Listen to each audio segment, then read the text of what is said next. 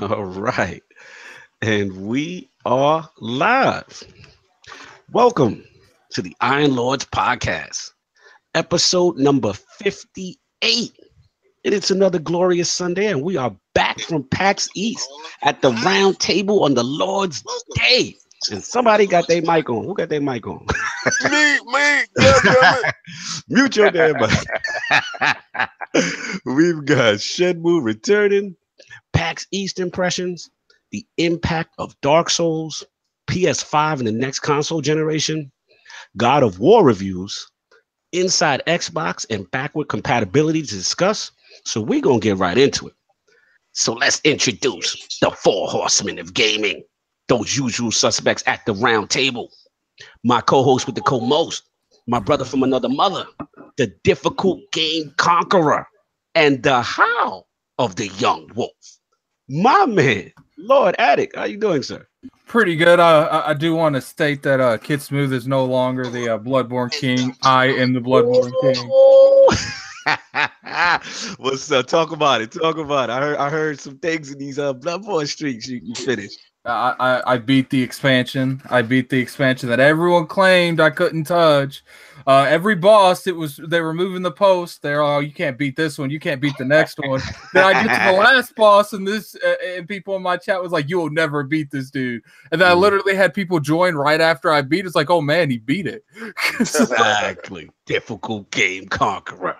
We gonna get into that, and of course, we had our most technical gaming lord, the solo gamer who lives for the single player selfish experience, and also the Sostradamus, Mr. Offline Profile Illuminati himself, my man, Lord Sovereign. How you doing, sir? Doing good, man. Glad to be back, man. I had a week off last week, man. It was weird. It was weird not having anything. It was weird without you, man. It was weird. Yeah. Oh, and let me say, man, I have I'm gonna bend the knee to you guys. You guys did an absolutely fantastic job at PAX, man. The moment I saw your first video, I was tight that I was not there with you guys. Like, I know you guys are hard on yourselves about little technical issues, whatnot, but you guys did an absolutely amazing job. And I apologize for not being there to help. Like, really, like you guys. No apologies, my bad. Killed yeah, definitely. No, first of all, thank you. You know what I'm saying? Because it was definitely fun. A lot of work, definitely fun, but definitely missed. Like, there's no doubt. I'm like, damn, sorry, here. We gotta make it happen though. You know what I'm saying? But we gotta get you back in the fold for the next PAX. You know what I'm saying? That's gotta go down. Yeah. You know what I'm saying? But yeah, it was fun. It was definitely fun. Yeah. And of course, we got the incredible Hulk of this, aka the Excess Gamer, the Lord of Combat Sports, who is a man of his convictions, demands nothing less than the premium experience, and is the Get Money Gamer. Ooh. Beloved Lord King, how you doing, sir? I'm doing terrible. Oh my God, I got a head cold that is insane. Boston killed me.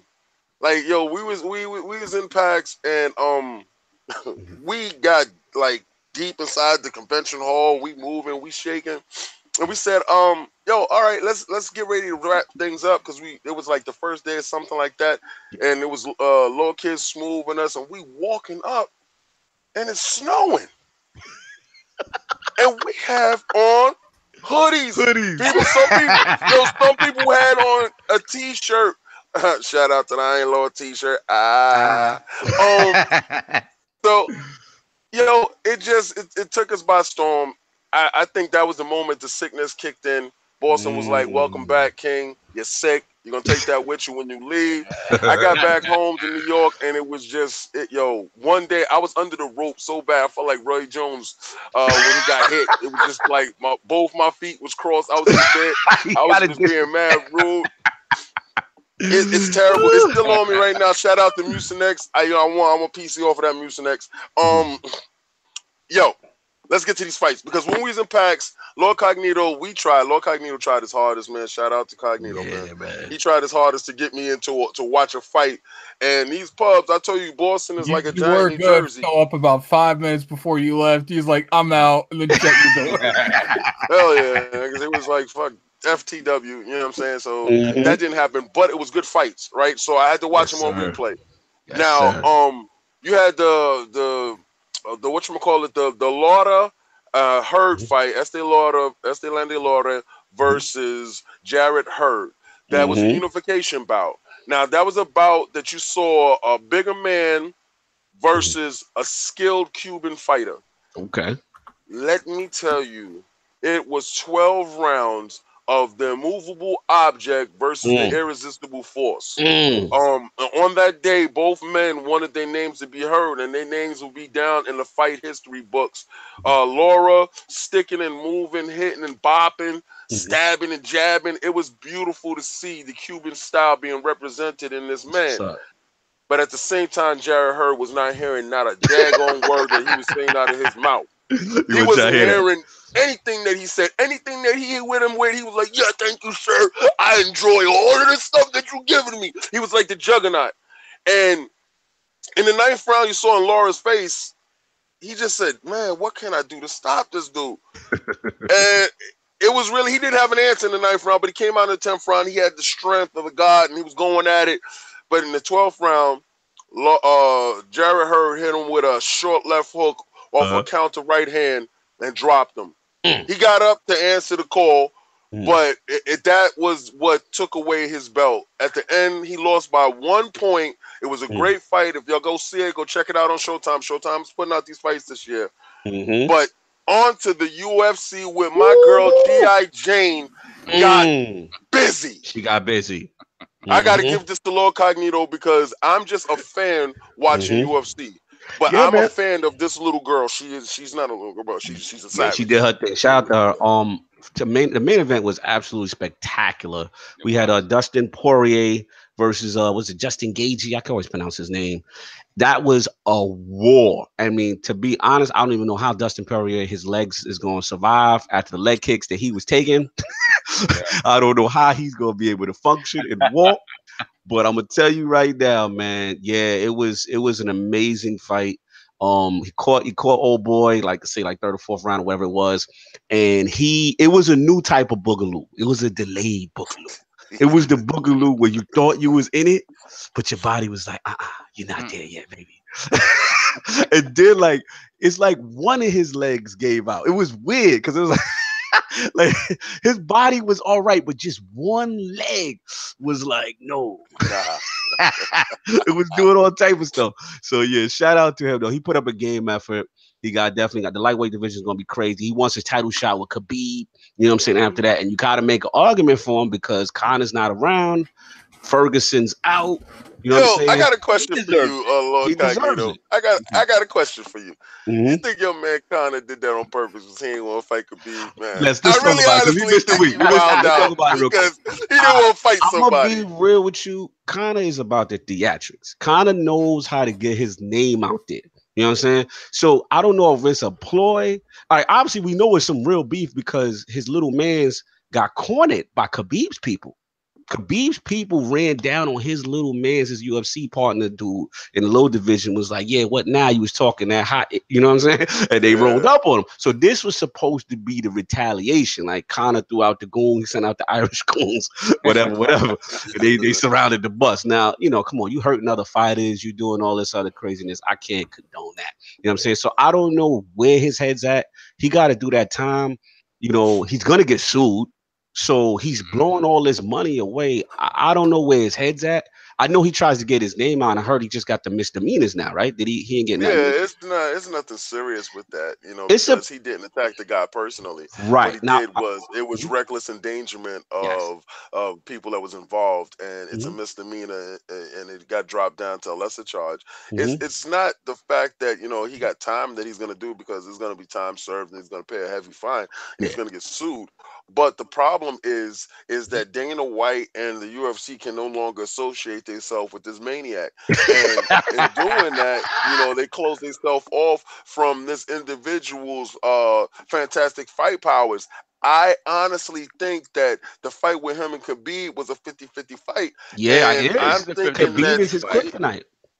Yeah, I'm thinking that this dude saw it, the pressure bust pipes, and he was like, you know, I'm gonna go bust up. Because why, as a boss? I mean, me as a boss, right? If I'm getting retaliation, I'm sending goons. The goons gonna go, and the goons gonna do things. Why are you out there on the front lines? He was, he was the most recognizable. Yo, I saw cameras where people say, yo, that's Connor. People on the bus was like, oh my God, that's Connor. Come on, man. Like, nah, that's a way to get out of something that you don't want to do. It's a possibility. I will say this. Connor is definitely, Khabib, his style, that AKA grappling, ground and pound, put you on the ground style, that is, the kryptonite. Totally, because he's not going to do what he did with Iaquinta. He's not going to stand for 2 rounds and test his mettle against Connor's fist. He's not doing that. He is going to take him down and turn his face into Swiss cheese. That's what he's going to do.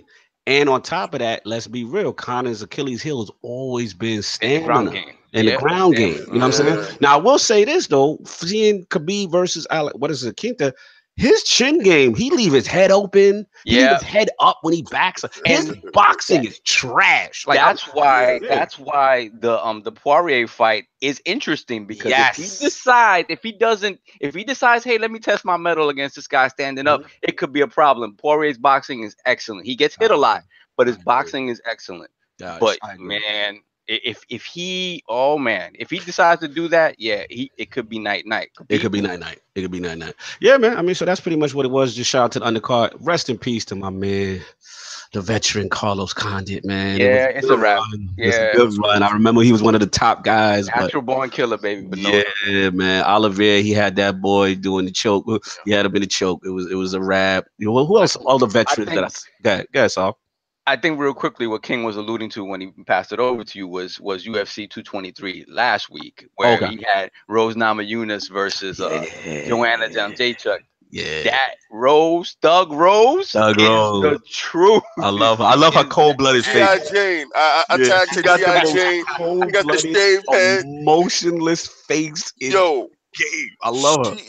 If you don't like know, a psychotic killer. If you don't know, you might think she's shook. Yes. Because she's so stoic. Yes. But no, it was just an absolute understanding of what she was going to do in that fight. And Joanna got better. Joanna was better in this fight. And Rose just got that much better. Yeah. It was just one of those things where it's like, I think it's a wrap. I mean, Joanna needs to do something different. Was on Make a Mask Saturday. She was making a mask out of her face. Did you see her face after? Yo, the only time I've seen a boxer's face look like that was George Foreman when he fought, I forgot this dude's name, but his face looked like a Halloween mask. I looked at her face and my heart sank at the end, and I said, man, somebody should have loved this kid more and said, stop the fight. You're stupid. There is no way that you allow somebody's face to get mangled in such a fashion. This little killer, and she didn't stop. It's like she was enjoying every part of the mangling of the face. This is the best face mangling that you will ever see. I mean, tune into the face mangling. If you can see the highlights, it's on YouTube. Face mangling and face mangling. That's what I gotta put in the key search. There. That's it. Face mangling. Rearrange your face Saturdays. Yeah, UFC was lit, man. We got some preludes, some setups, some things going on. You know what I'm saying? Shout out to the OGs that took some L's. Like I said, Condit and the other kid, the Boach. He took a hard one. The young boy, what's his name? The one that they trying to say is the new John Jones in the middleweight division, Israel, whatever. He fought 3 rounds. It wasn't nothing too impressive. You know what I'm saying? He kind of got through. So I want to see more from him as he goes up in competition, because they're really hyping this kid up. But that's what we got on the combat sports front. Unless anyone else wants to contribute. And of course, we have the Shinobi Gaming Ninja. I got something to contribute to the combat sports. What? What's going on? Goku versus Jiren was a better fight. You're a savage. I saw your Facebook post. You're a savage. Of course.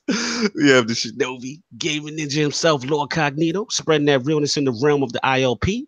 Not telling you what you want to hear, but what you need to hear. So let's get right into what the Lords have been playing. Obviously, we know Lord Addict has been playing Bloodborne. You know what I'm saying? The DLC. Anything else have you been touching this week? Not really. That took a lot of my time. Yeah. I still have one more. I have an optional boss on Bloodborne that I have to kill.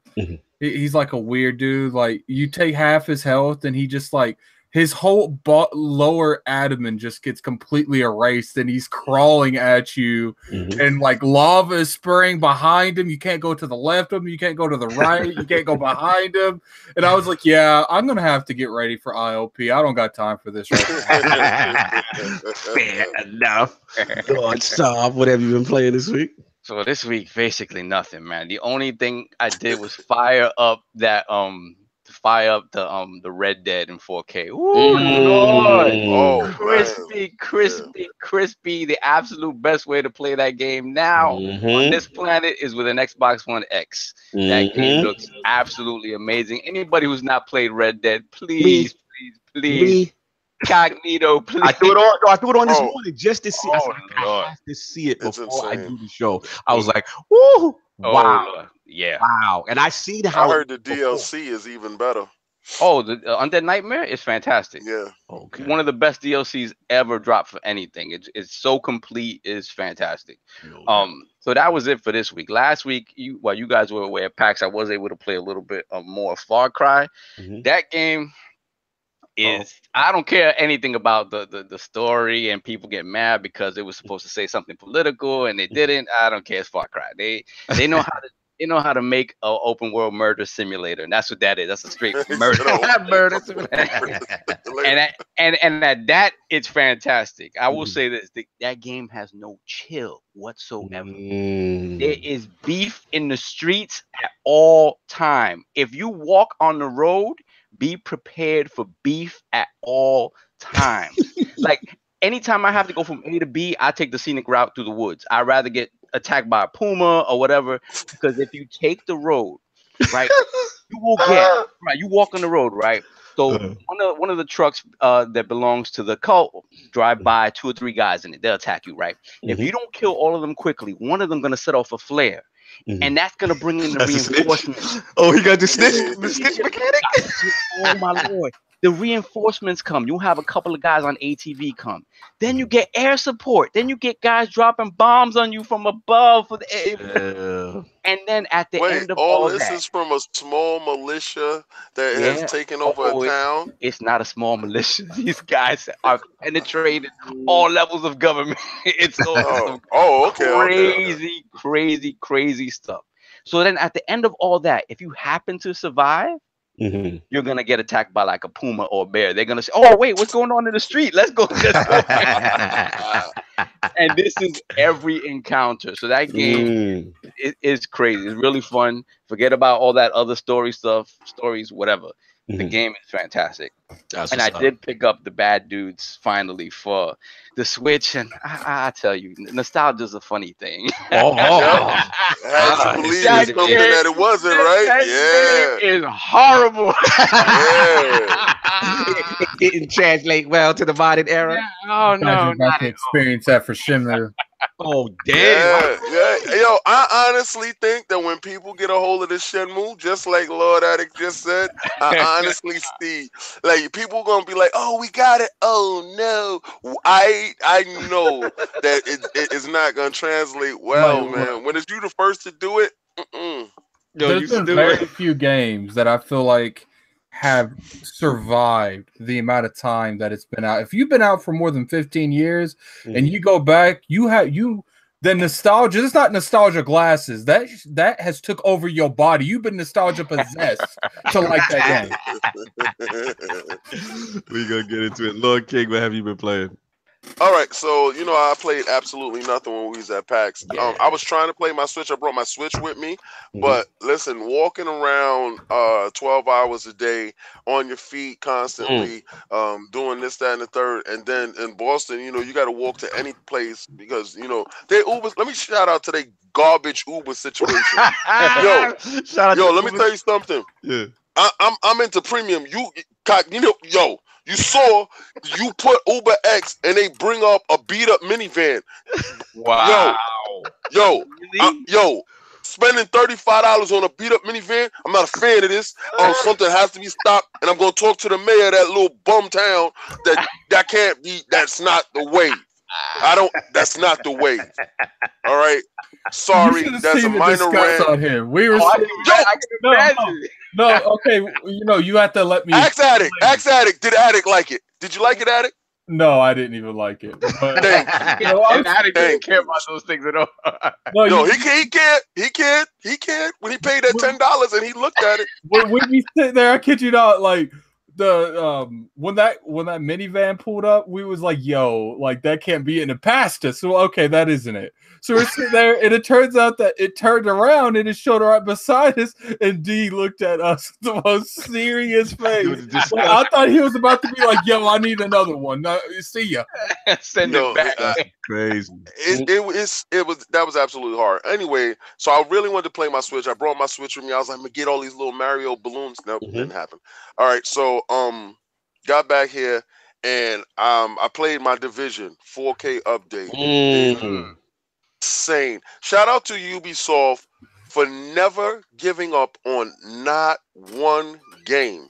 They're gonna make you love them. They're the girlfriend that you didn't really want, but then when you got her, she's working really hard. Like she's doing dishes, she's cooking, she's cleaning, she's washing, she's doing everything. Baby, you need your toe done. She's gonna win your heart. And I'm telling you right now, Ubisoft, shout out, man. Shout out. That Division. Shout out to them. The Division looks amazing in 4K. I have to admit. I'm buying the Wildlands today. You know, I was on my PUBG, had to get down with the team, the squad. We was getting it on. Also, I put on the Fortnite because they said something about Insta Tower thing, but no, it wasn't ready yet or something that this Sinister was saying. I put on what's that Destiny 2. What? The Go Fast patch. I wasn't on since the Go Fast patch. Oh, right? Yeah, we gotta talk to you about that. It should go fast to the trash. Go fast to the trash because anytime you feel that your answer to anything is to speed the game up, you lost. You know what the answer is? Real raids, not apartment 2C. We just talked about a real raid. Yeah, we just shout out to Ebontis. We literally just had the discussion you just talked about, and that's what I said. Oh, no doubt. That's what's up. And it's like, that's what we said. We said in order to get King back, in order to get Addict back, you know, it's real raids. Because at the end of the day, you can show this great animation and picture images of the Warmind DLC, but back of your head, you know you're going back to Apartment 2C. That just disconnects you because it's really not related, right? So yeah, trust me, we know what you said, and it's gonna be interesting to see how they handle that. You know, another thing it really does is it like makes the expansions like worthless. It's like I'm gonna do the core thing, and then like nothing else I do is gonna be relative to what we're playing. Exactly, and they've got to get out. And we had a discussion about it. We think honestly, I don't want to throw anybody in the bus, but it's got to be a lazy design choice because raids must be very difficult. Let's be real. Let's give them some credit. Raids must be very difficult to create. So what they said is, let's make these small little hub raids, try to unify it together. You know what I'm saying? But at the end of the day, the community doesn't like it. It doesn't like. No one's talking about the last. You don't even know the name of the last boss or what. You know what I'm saying? What it was doing. So they've got to get that. Listen to Flashpoint 11 is out, y'all. ILP Podcast channel. Please check it out. We go in depth. Shout out to my man Ebontis. We really go hard on it. You know what I'm saying? As far as that. But yeah, also shout out to Ubisoft, like you were saying, King, because they really. I like the fact that they really, even if their game flops at one of their joints, like they go back, they really spend the time, they listen to the community, and they, you know, it reinvents itself. So Good to see you. Fisher in Wildlands, Woo, baby. that's what I'm Fisher saying. back. I gotta play the Wildlands because I was looking at a video of it because I was curious because they did the Predator thing and they're doing like little things to pull you back in to get your curiosity popping, and the game doesn't look bad at all. Oh, and if you in have 4K? the people, yeah, I mean they're working out here, and that's what we asked for, right? So doing a bad Wow, I just looked. That boss I killed at the end of Bloodborne, only 9.4% people have that trophy. Oh wow, I love it. I love tokens like that. A lot of people said that expansion was hard as hell, considerably harder than the main game. So well, you know, difficult game conquerors in the building. You know, exactly. So that's it for me. As far as me, same thing with King, man. I've literally had absolutely no time to play nothing. I was in PAX. I had no time to play nothing. I had to Switch. Did not get a chance to play. Came back. Didn't get a chance to play nothing. Got a new work schedule, working 2 more hours a day. Didn't get a chance to play nothing, but I wrote some articles. Check them out on TICGN.com. That's a good article too. Thank you so much, sir. Give a shout out to that on the air. You know, much that appreciated, was Lord. Well written. You know, it was fantastic. And I was there to witness all of that. No doubt. Shout out to Lord Editor for making me look good out here in these streets. He knows who he is. But yeah, man, so that's pretty much it. Let's get into the poll. Last week's poll results are in, and the people have spoken to the question. With the recent releases of PlayStation exclusives, No Man's Sky, Hellblade, etc., now coming to the Xbox platform, does this now give you extra incentive to pick up these titles? The winner at 64%, pretty much cruising to victory in a 3-way ILP poll, was the yes, but only if they are X-enhanced group. Coming in at second place at 27% was the nah. Been there, done that on the PS4 fam group. And the shallow third place at 9%. Only if we get some of the bigger PS4 exclusives. That ain't happening. What do the Lords think about this latest poll? For me, it depends on the game, man. Like with Hellblade, like I wasn't even gonna pick it up, and then Kai was like, I'm getting it. I was like, okay, fine, because I know I'm the one who put the money up for the PlayStation one. So I was like, you know, I love the game. I played it, and I want to support it. I was like, I got other things to purchase right now. I'm not gonna do it. He went ahead and did it. But again, that's one that makes sense. I know they had something going. Like if they reach X amount of sales in the first couple of weeks or something, they were giving X amount of money to charity. For like, Sovereign, you're not contributing to the people. You're not. Yeah, I know. You're not double. Well, I think Stella, whatchamacallit, sell the one that you have for PlayStation, but you brought it digitally, so exactly. And they don't have a buyback system. They gotta try that system. Yeah, shout out to Dizzy in the chat. He said he's absolutely loving Hellblade. You know what I'm saying? Yeah. Oh, and the X enhancement. Shout out to Dizzy on them shirts though. Shout out to everybody that purchased that merch. Everyone who purchased the merch, man. Yes. Y'all here modeling, looking real good in the realm. I'm seeing it. It's beautiful. Listen, pre-orders for the other shirts is about to go up. We're gonna have 7 colorways. Oh. And we're coming up with some new design ideas. There's gonna be some new design things going down on these shirts. West Coast, baby. Lords are trying to diversify. Yes, sir. That's right. It's gonna be nuts. No doubt. So we got a new ILP poll cooking up at the end of the show. Please stay tuned. That's going to be a very controversial one. So please stay tuned for that. So let's get right into it, all these topics. So let's get hot off the presses. I believe it was Saturday night. I believe it was a Friday night. I forgot which night it was. Friday night. And I'm sitting there and Sega of America put out a tweet. And I couldn't believe it. It was actually my man Lord Sovereign that hit me first. And he sent me the IGN article. And it said Shenmue 1 and 2 remastered. Coming to Xbox. Coming to PlayStation. Coming to PC. And I lost it. Twitter went crazy. Shenmue saved. Was hashtagging out here. You know what I'm saying? There was tears of joy. Addict was crying with me too. No, he wasn't. But it was real emotional out here. We thought this day would never happen. It's being released. So right now, what we know is going to be specific graphical enhancements that weren't detailed. Publisher said that there's going to be a definitive version for each game, part 1 and 2, fully scalable resolution, And what I thought was real cool is players will have the choice between modern and classic controls. So I guess they want to get away from the tanky Resident Evil stuff, I guess, and maybe have some modern controls. And for me, the most important feature, as well as original Japanese or English voiceovers. Because when I saw the trailer that Sega put up, and Ryo was yelling, "No!" And I said, yeah, they voices was bad back in the day. So shout out to Cal. He said the same thing. I retweeted his tweet. So now that it's out here, let's bring it to the round table. Shenmue 1 and 2, The Return, HD, what do we think? And then also, where does this sit for Shenmue 3? So I want to actually bring it to Lord Addict first. I don't know I was going first. I was going first. Lord Addict, who has no emotional ties to this franchise, who laughs at old men rejoicing in the street. How do you feel about this announcement? I mean, I don't really have any kind of opinion on it. I mean, I understand the hype from it. It's pretty much the equivalent when they announced that Final Fantasy VII was being remade. So, like, it's something that you play when you're younger, and when it comes out, regardless how much it's aged, you still want to play it. No doubt. How many times have I bought Resident Evil 7? A lot. No doubt. But I guess Resident Evil 4, a lot. I guess I'm curious for you because you literally have no connections to this. So seeing this, does it at least interest you in the least? Or are you like, not even a little bit?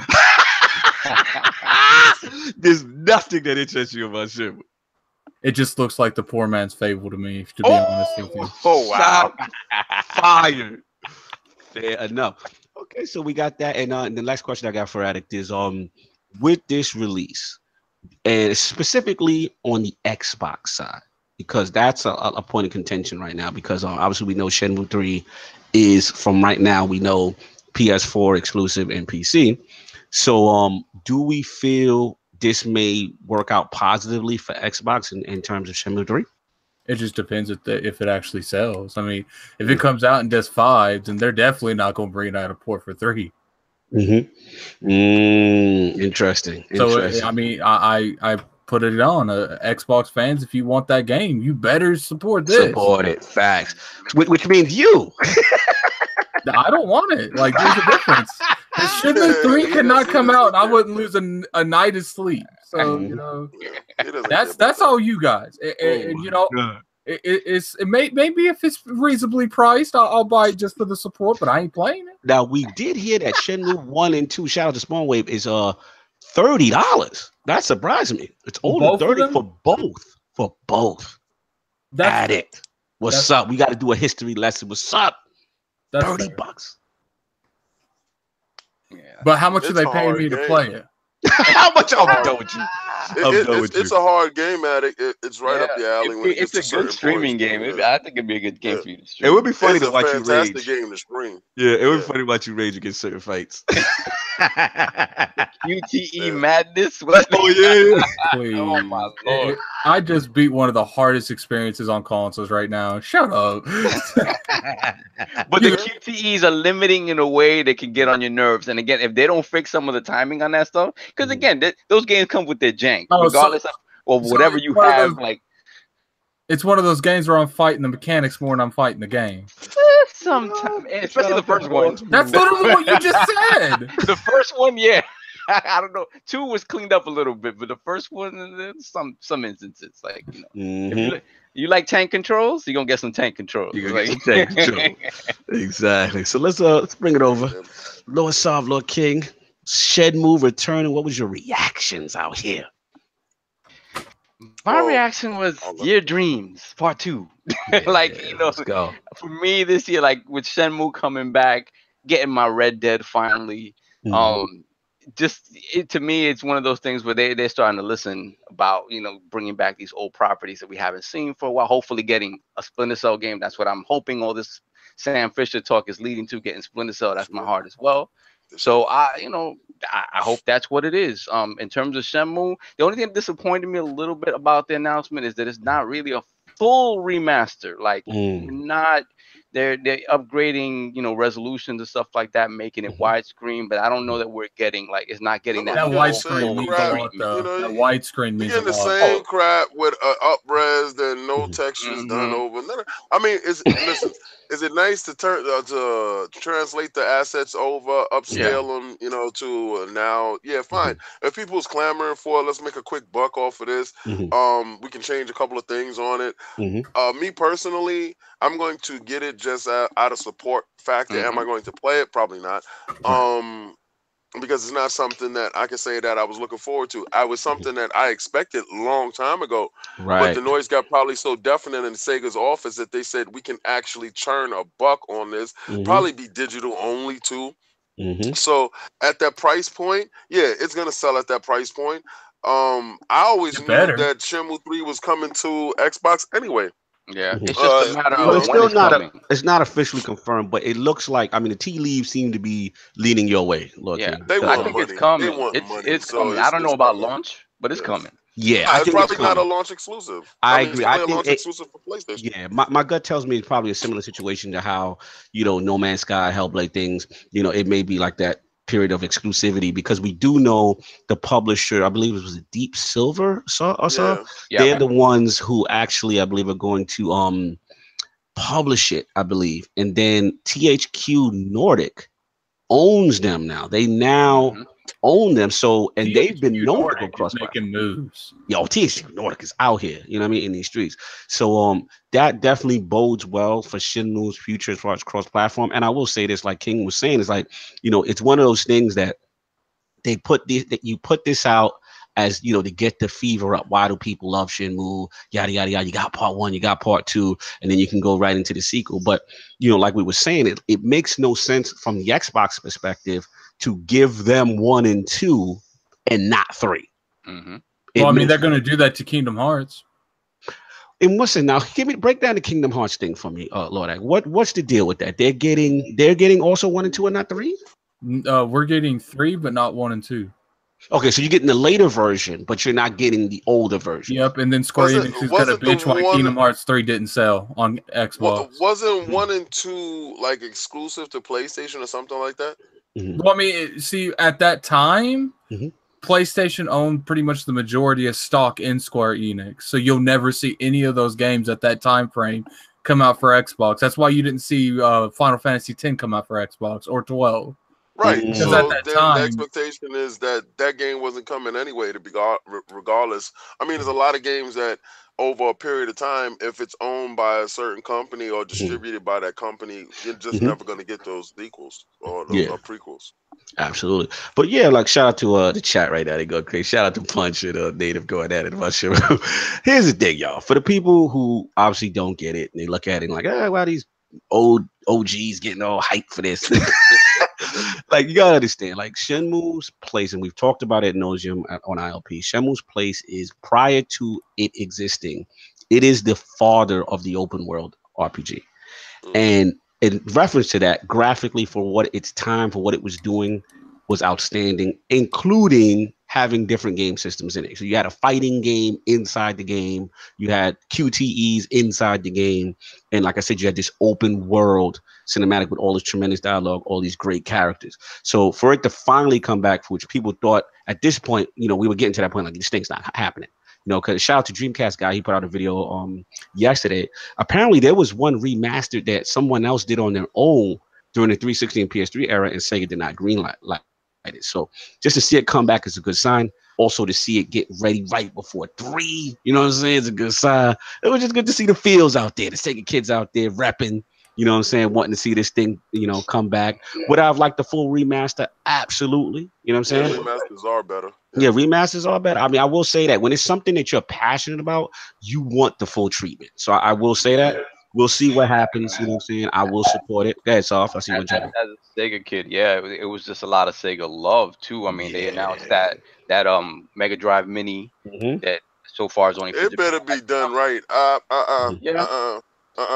Listen, they have a lot of these. They have a lot of these little crap things that's out there from ATI or ATV or whatever the hell that thing is. And I have my hands. I touched it. It's not. is not as nice as the Nintendo stuff that's put out there. So hopefully Sega, you know, has that quality control through the roof, because Nintendo has that on Smash. Yeah, they specifically addressed that, because that was the question. Like, okay, they're using the base tech from those 8 games or whatever, and they say that it's considerably improved upon that. So the emulation is supposed to be much better. So hopefully it is on par with what Nintendo's doing, because that's the goal, right? I don't know that it's gonna, you know, be as hot as one of the, you know, a Nintendo Mini and an NES, SNES Mini, but I mean, it has an audience if it's coming from them, and it's a good product. So. Yeah, well, last quick question before we move on. What do you guys think? I was catching my Switch gang, and they were in their feelings about this announcement. They were like, "No Switch." Like, Switch gang is a little upset. So what do we feel about Lord Addict? What do you feel about the Switch gang not getting any of these remasters? I feel like the Switch gang should be used to not getting games. So you're savage. We know that is not true. They've been getting games. They've been getting a lot of third parties and some actually getting the Dark Souls that's coming up. You know, we talk about that in your topic. But it's one of those things where I think it's just, I mean, they gotta budget for it, and as well as the Switch is doing, you would think it'd be a no-brainer to put it on there. Maybe you get an announcement later, but it kind of doesn't make any sense not to put these games. These games are not so intense that they can't run on the Switch. So I don't really understand it. And like, for y'all me, like, want this on the Switch? I'm so sick and tired of you guys. Like, why does everything that come out? We need a Switch. We do not need a Switch for every goddamn thing, man. I'm so sick and tired of this, man. Are you gonna have it on your? Are you gonna support it and buy it? You just said you're not gonna play it in all likelihood, right? Yeah. And the same goes for me. I will, if it's on my Switch, I'll touch it. If I buy it on the Xbox, I'll look at it once, and then move on to something else. I support it. You're not making no sense right now. How am I not making any sense? You're out of control right now. Why? Did you see most of the indie games at PAX being ported to the Switch? Yes, I did, Sonaldo. That's what we're trying to explain to the King and Addict. No. I know for a fact. I was there. I bear witness to it. You know, them indies people, they are rocking, and a lot of those games exactly fit on the Switch. I like new experiences. Okay, on my Switch. I want to control new stuff. I want to have fun, like that Messenger game. I gotta tell you this. Yeah, we gonna get it. Same. Yeah, we gonna buy it. Yeah. But it's like you calling out the Shenmue stuff. That's nice. If it's $7, yeah, okay, whatever. You know, good. But that's $7 I spent on bad. I mean, you know, they indie games better be $7, man. I don't look at them. I don't, man. What about shout out to Kai? What about choices? Why can't people have choices? There's no choice. Why no choice in the world? Choices there. Why have all the choice in the world? But why do we have to shoehorn it on they had little choices. things? They can do it. They have the capability to do it. I mean, look. They had choices. Like this is so hard to put Shenmue on it. Like it's The Witcher 3. You trying to put on this. You go down, what Shenmue? Listen, I got the capabilities to walk in the middle of the street and get hit by a car. Do I want to do it? No. All right. So come on. But if the only way you're gonna get hit by a car is a Switch. What about little Jimmy, King? Little Jimmy. You know what? Shout out to little Jimmy. Yo, little Jimmy, buy the Messenger. We got a bunch of selfish lords. Look, little Jimmy shouldn't have bought a Switch anyway. So. I'm done with y'all. You should have bought the market leader, little Jimmy.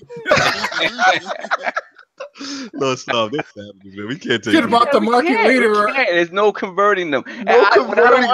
What I don't understand. Why does it bother them that? Why can't I have it on the system that I know I would play it on? Yes. No, you know what you do? You get your tiki torch. Get your tiki torch and go outside and say, "I'm not buying it unless it's on the Switch. I'm not buying it unless it's on the Switch." You know what I hear? You know what I Jimmy. You know what I hear? Jimmy, y'all. You know what I hear when you guys say, well, I want to buy it because that's the only console I'd play it on. I hear you trying to justify reasons for buying a Switch and you would only play these games on the Switch because you wouldn't even play it on a better graphical fidelity or anything like that. Because I'm playing brand new AAA stuff on that, and I don't have it. So you can't play. You can't play this on that. Like, why does it have to be the Switch? Fall to the side. It would fall to the side. It would fall to the side. It would fall to the wayside. And then, not to say, and I'm the dumbass who buy it twice because I would do that. I'm gonna do that. I'm gonna support it on both. This is too funny. What's going on, Punk? The chat is lit. Let's move on. You know, Addict King, they ain't about that. Do it for little Jimmy, King. Do it for little Jimmy. Hashtag y'all. Y'all put it in the chat, man. But anyway, the Lords have returned. We're moving on. We returned from PAX East, our very first PAX East. And man, we got a lot to talk about. So we want to bring it to the round table. Obviously, Solve, you can watch from afar. No, I'm gonna get into interview mode. I'm just gonna interview you guys. Yeah, you can interview. You can interview. You know what I'm saying? You already know, Brad. What up? So, yeah, pretty much what I want. People that support the Switch like that can't interview me. I'm sorry. I'm gonna speak to them devs you was talking to. Yeah, I know. We're gonna record this, and we're gonna tell them how y'all really feel. Last time I checked, those devs that you gonna be talking to, they making an Xbox and PlayStation. Yeah, okay, we'll see. I can see the devs talking to them, and they'd be like, "Yeah, you gonna port it to this BS system? Really? You gonna do that?" I want y'all to have that same energy in front of the dev. Look at the Switch, man. You know what the Switch? Only thing the Switch has been doing for me lately, winning MPDs, is getting sacrificed. Center of Redemption. Getting besides winning MPDs. Oh, okay. The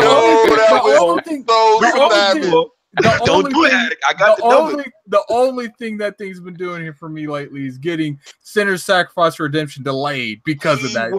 Only thing been doing for you. Why do I care about anyone else? I know. That's what we noticed. Oh my god. So PAX East has arrived. The Lords have returned from the realm. And man, it was definitely an experience. So we're gonna bring it over to Lord Addict since he's all feisty this morning. What's your experience of the PAX and compared to E3, just PAX in general? What was some standout things for you? So tell the people about the PAX experience. Well, you know, the PAX experience was really good. The only negative thing I can really say about PAX is there was too much Switch. And I'm joking, okay? You're savage. PAX was a great experience. It was fun playing. You know, there was a couple games that really highlighted. Like I said, Sacrifice or Redemption was a fun game I want to play. There's a game called Fell. What is that game called? Fell Seal. Fell Seal. It's pretty much a Nintendo Switch. I mean, I didn't know that, but okay. But it's pretty much a Final Fantasy Tactics. Yeah. And I'm not even talking about it was inspired by it. I'm talking like these people might as well have just copied it. Mm-hmm. But I'm okay with that because I'm tired of people trying to copy it and doing it horrible. No doubt. Yeah, shout out to them, man. Guys, I believe that was 1C Company. They had some great games, man. They had that. 1C had the best games that was there. Yeah, 1C had that. They had Hamrick. Shout out to Carlos from Hamrick. That was a great one. Remember that? And also 1C had Ancestors Legacy, the RTS, which was Xbox One X enhanced and had the close cinematics, King. Remember that one? Where they got all up on the camera and they was doing the 1-2. It was real cinematic, man. That one was definitely a standout. Did we lose King from it? Oh, he's muted. You may have to unmute it still. He maybe come back. He's done talking about this. There he is. He's unmuted. He's back. So yeah, so King, we talk about 1C, all that good stuff. What do you feel about PAX in general as an event for your first time in comparison to like an E3 or just in general? What do you feel about PAX? Well, I have to honestly say that when it comes to and we were media, so when it comes to the devs getting in, talking about their game and the movement around the place, it was a little bit different from E3. The last day was very reminiscent of what is indicative of the new E3 experience. All right, because remember before E3 was shut off from the public, so now this is a public event.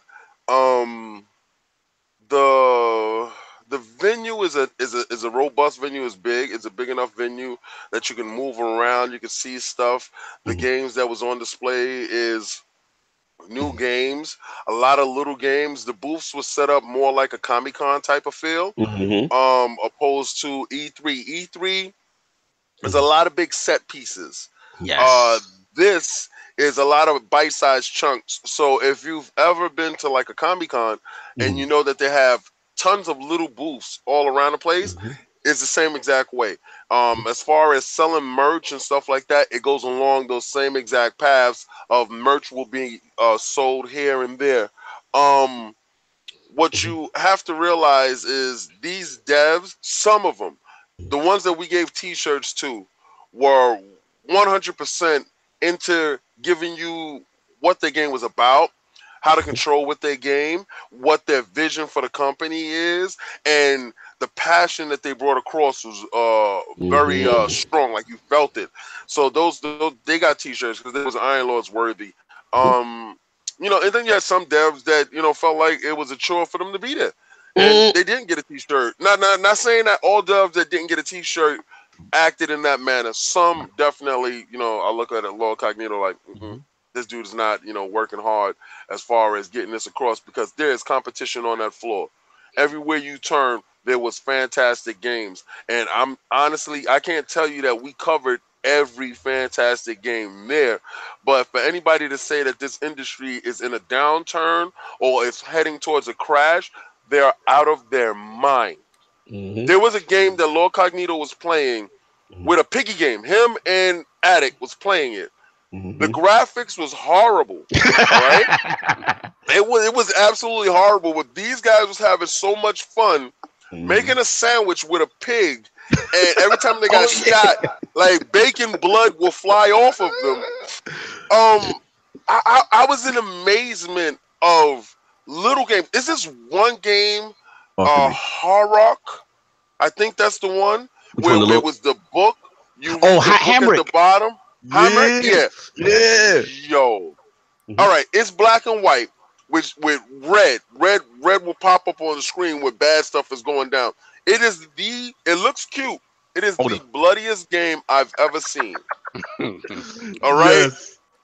It is, and it's so, the visceral feel of it, the fun, the things that it's doing, the change in mechanics from first person to third person to side scroller, it's worth it. And these little gems are here. So I know a lot of times y'all go after the big ticket items, but I'm going to tell you, there's a lot of indie games that are coming. 1C had the show for me.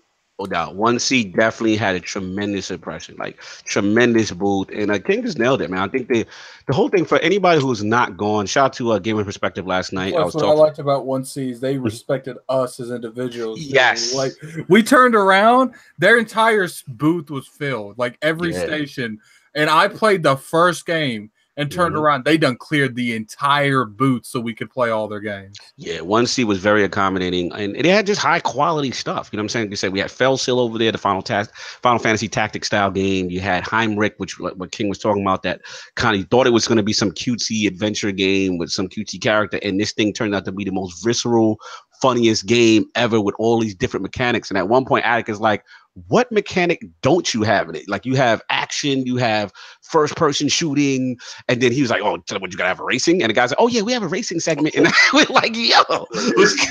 I know. So shout out to those guys. Also, I liked Ancestors Legacy because I know Addict's a big RTS guy, Halo Wars and stuff like that. And one thing about RTS that I dislike is that RTS tends to always keep the action far away, and with good reason. You got all these units, you got all that stuff. But what they did, which was really cool, was whenever your units would engage, it would go into this cinematic style battle. And you really saw the pillaging. And remember, King, they were burning down houses. And the animation was sick. Yeah.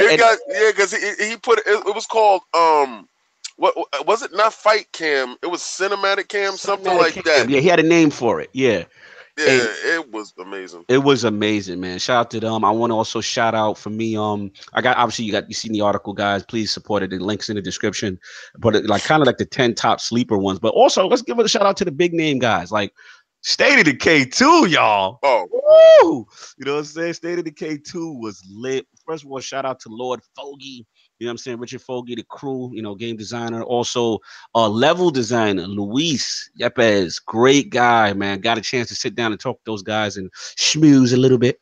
But yeah, man, it was really cool. State of Decay looks absolutely fantastic. The level of detail on the characters, different zombies. King was recording me getting whooped by a zombie I should have ran from. Yo, it was Lord Cognito in the game. We had live footage of Lord Cognito. They got him in the game. If you go to the game, he's choosable. He's a character that he may spawn on your team. But it was him. Shout out to that zombie with the red eyes that was murdering him. King told me, and I did it. He said, Cog, do not mess with that zombie with the red eyes. I was like, nah, this is like State of Decay 1, man. This zombie saw him from down the block. I said, yo, get in the car and get out of there now. He's like, nah, I'm going to handle the zombie. I said, yo, the zombie got to look at his eyes, leave now. He didn't do it. He didn't do it, and that zombie proceeded to chew his face off. Yeah, the thing about State of Decay 2, which is dope, is that you really have that sense of fear. There's certain things you cannot handle by yourself. So that's the cool thing. He was showing us some base building, which was also dope. All the different mechanics of that, choosing your leader. It's so deep with the RPG mechanics. And then also we got a chance to talk to them later. They're even giving the option. I'll give you guys an ILP exclusive. They're giving you guys the option to allow people into your group or reject people that you find into your group. And one thing that shout out to Lord Fogey, he was saying was that you know, in a future possible DLC, those people that you reject could come back in some Negan type situation. Oh wow. Yes. Right, because you have bad humans now, right? Now yes. Zombies. It's not just the zombie thing. So you got that, you got the resources, then you got this infection blood plague thing. They've got all these new mechanics. Game looked phenomenal. Very impressed. And Lord Addict, remember the shooting mechanics? Remember how impressed we were with the shooting mechanics? Addict's there? Oh, he sleep? Lord sleeps back. Okay.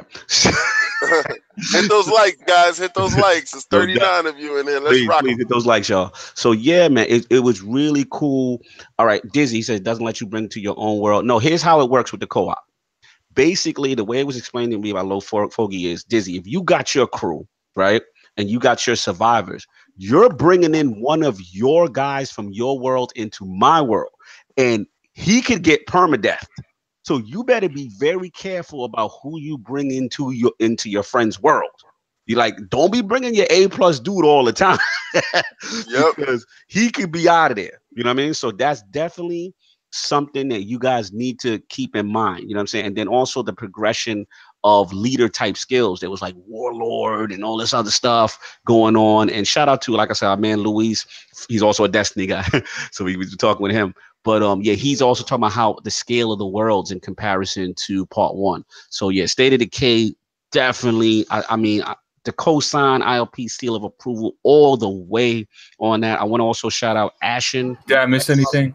Oh, yeah, we're talking about State of Decay. I was going to talk to you about. I apologize. It's all good. We were just talking about how the shooting mechanics were and how impressed we were with that part. Remember, Lord Addict? The mechanics are so, because I just recently stopped playing.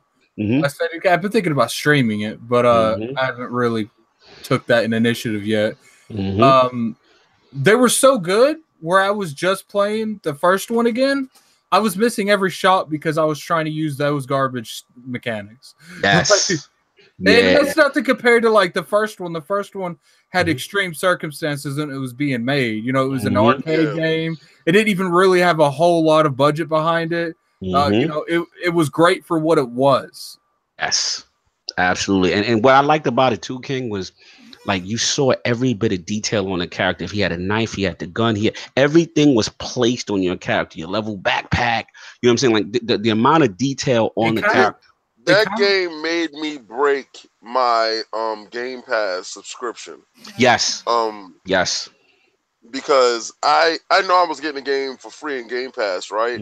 But after seeing the game and seeing how much they completely changed a lot of things and added to it, I said, you know, $49, I got to go all the way live. Gotta do it, man. Gotta do it. And on top, we get it to 4 days early. I can't have it out there in the streets, man. Yeah. I can't have it. Of course not. Of course not. Yeah, man. So that was that. Especially, you know, since that's 4, we got to have an ILP stream, man. Oh, you already know. That's going down. That is going down. Have to. I've been waiting for that game for so long. So shout out to State of Decay guys. Fantastic. Showed us tremendous love. Got a chance to really go behind the scenes with the game.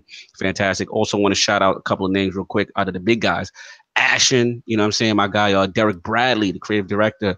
He really sat down with me, and I'll be honest, like, I know I'm not going to get into your topic too much at it because I know we're going to talk about the Souls effect, but that one really surprised me. The cooperative aspect, and what I like a lot of these guys are doing, they're really going cinematic with the storytelling. And he actually broke down like the whole thing about like going faceless, like because I asked him like, why the characters don't got no eyes? You know what I'm saying? Like, what's up with that? Like, purpose. He's like, yeah, this is purposely done. You know, that kind of thing. He breaks down how the seamless co-op and jump in co-op is, that kind of thing.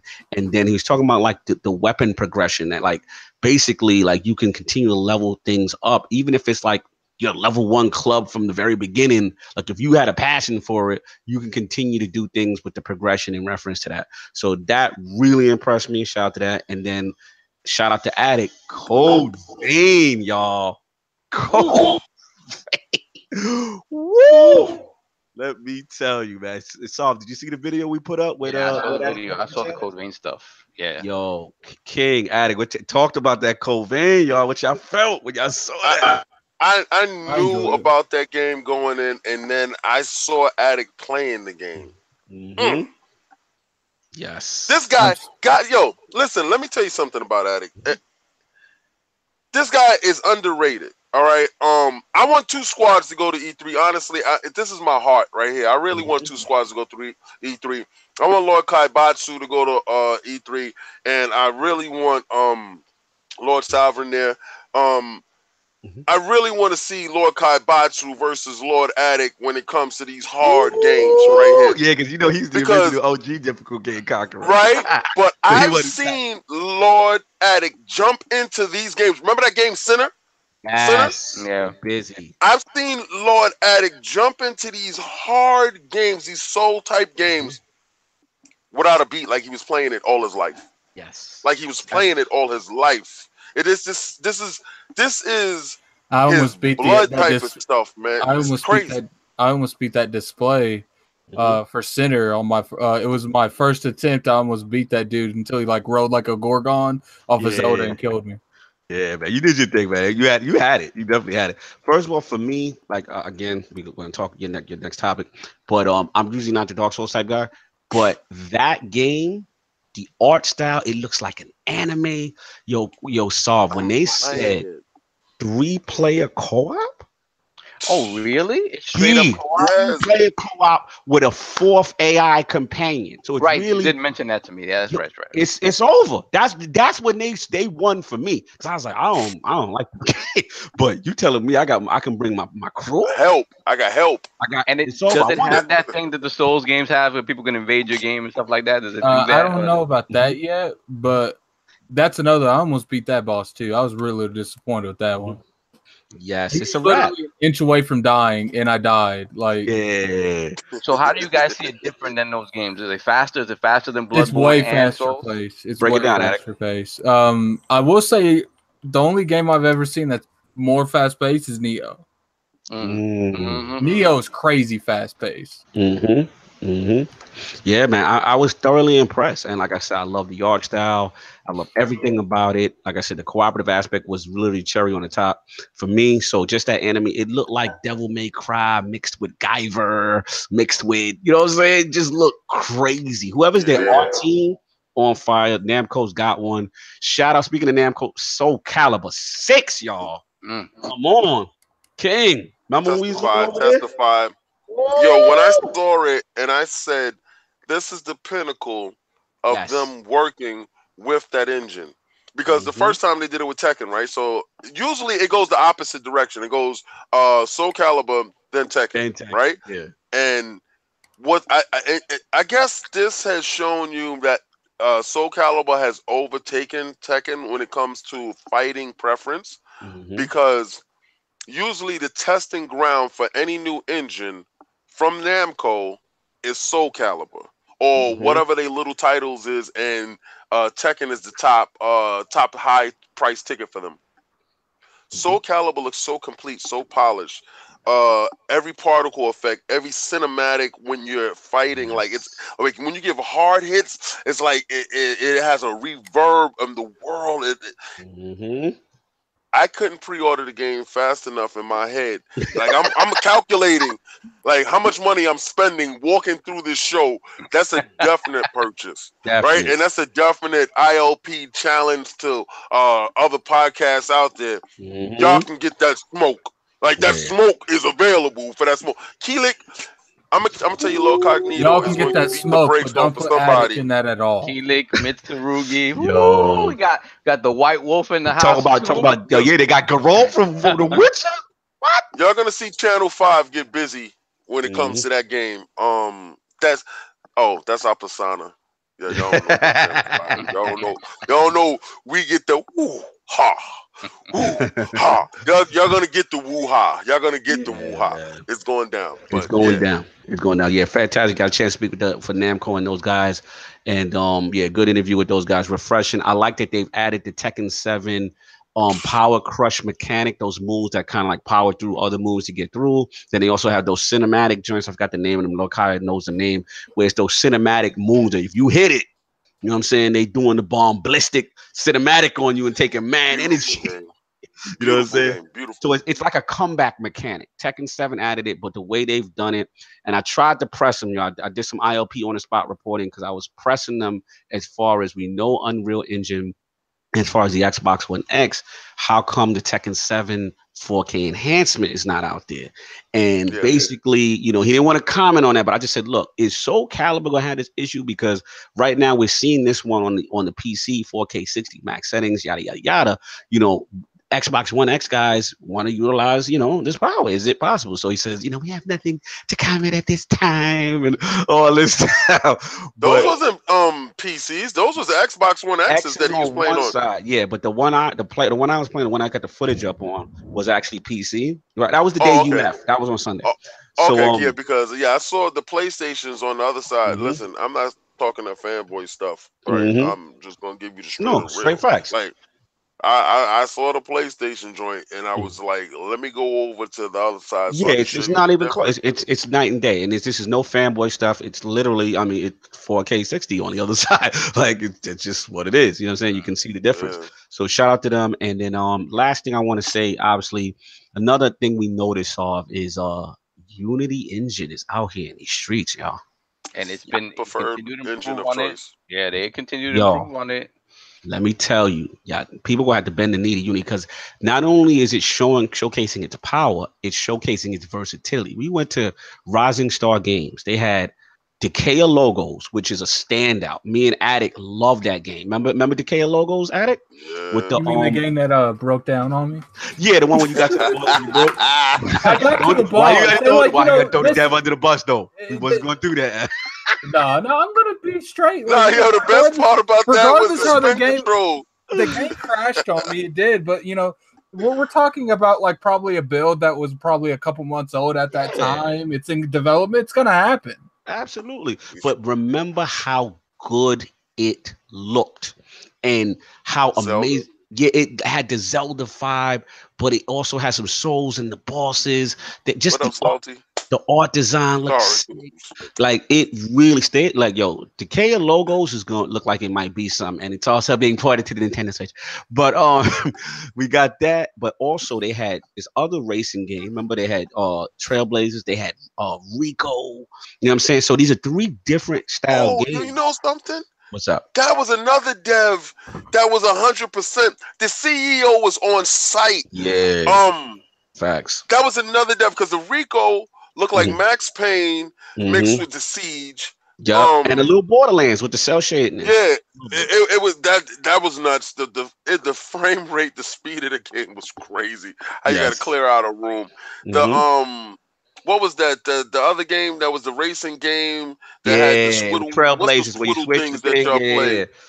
That y'all play on your Switch. The squiddle guys, the water gun, the squiddle guys with the squid guys. What's the name of that squid guy game? Splatoon. Yeah, it was like Splatoon. It was like that. The squiddle guys. Yeah, the squiddle guys and the cars. They were squiddle cars. Then they had the 2 other games. Shout out to those devs that have multi-faceted situations going on, and they will work in each station. That was another dev too. I'm sorry, it was so much stuff. So to be much. honest with you. And last two shout outs I want to give before we move on. Also, one, Scum game. Scum is out here, baby. That looks phenomenal. That is. We got the video up, the interview up with the dev on the ILP channel. Please check that out. The messenger, y'all. Cognito was pleased. Yo, Soft, thank you so much. Why is he yawning like that? Because you know how Soft he do. He ain't gonna hate you. Shout out to He wasn't there to play that one. He wasn't there for that one. Wasn't there to play that Sabotage games. We got to literally the game, and then he was like, "Well, this is our next meeting." I was like, "Well, I'm gonna go chill with Kid for a minute." We know. I'm gonna have Soft. They did it, son. They did it. Thank you for putting me on to that. That's crazy, man. Yeah, it is amazing. And I didn't even know about the 16-bit time travel part. Article is up in the description. Please check out the message of my boy Thierry from Sabotage Games. It's coming. The Switch is gonna be crazy. And the last shout out, this was my in the cut joint. Faeland, y'all. Yo, Faeland. This was on Sunday, King, and I'm making my rounds. I'm trying to get a lot. Listen. Let me give y'all a disclaimer. Go for it. We were driving up to the convention center, and it turned into E3. Right? Yes. It was the listen. The parking lot probably houses 500 cars. Right? It was full. They were telling us to go to another place. And I'm telling Lord Cognito as we're driving up, dude, look at the crowd. This doesn't make any sense. Now, we thought it would be Sunday. They would be at church. I It was the Lord's Day. They weren't at church. Nobody went to church in Boston on Sunday because it was all at the convention center. I'm like, Lord Cognito, how many interviews do you have today? Oh, I have 2. So, you know what I'm saying? I'm like, you know what? He has 2. I'm gonna hit this road. I'm gonna get on this road. This doesn't make any sense. Did not want to leave my dude there to go to this convention center by himself, but he said 2. So I'm figuring he's gonna bump him up because we got there. We was pushing up, speed it up. You got that badge. You be like, yo, excuse me, move out the way. Yo, get him off the game. Time to go, media. Yeah, and they get off, right? All right. I'm watching him as I'm driving. This dude proceeds to see 7 or 8 people. I am livid in Albany, New York. I'm driving through Albany, upset, on fire, because I'm like, yo, this dude could have told me, nah, it's 2 that I got to see, but I'm going to see everybody else too, and I'm going to be there to support. Because it's nothing but so much fun as I'm moving people out the way, strong arming them out the way with the camera. And I'm like, excuse me, you're in my light. Pardon my back. So a lot of stuff came together last minute. And like I said, shout out to Cappy Games from below. I got to sit down with them, exclusive with them. Apologies on the quality. We're going to work on it. Obviously we would not be live streaming from the Boston Convention Center ever again. We will be 4K 60 in that, y'all, the real way. So, but yeah, shout out to them. Got a chance to sit down with below. Fantastic game. But the little game I wanted to shout out was Faeland because Lord King was telling you, I'm making my rounds. I'm going between interviews, and one of the devs comes up, and I didn't know who this person was. They were like, "Hey, could you come by the PAX Rising booth?" Yada yada yada.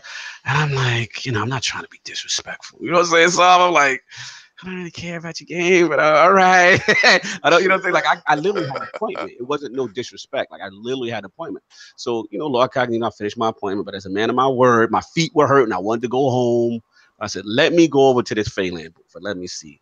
That was probably the highlight of my Sunday. Like the game, absolutely amazing. You know what it looks like? It's remember Zelda 2 when they attempted to go side scrolling?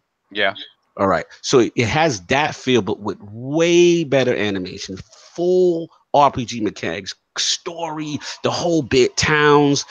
And it looked phenomenal. And I'm like, yo, this game is crazy. So shout out to, I want to give him a shout out, Carlos Gonzalez, the game dev, my boy Milko Gervet, from the narrative team.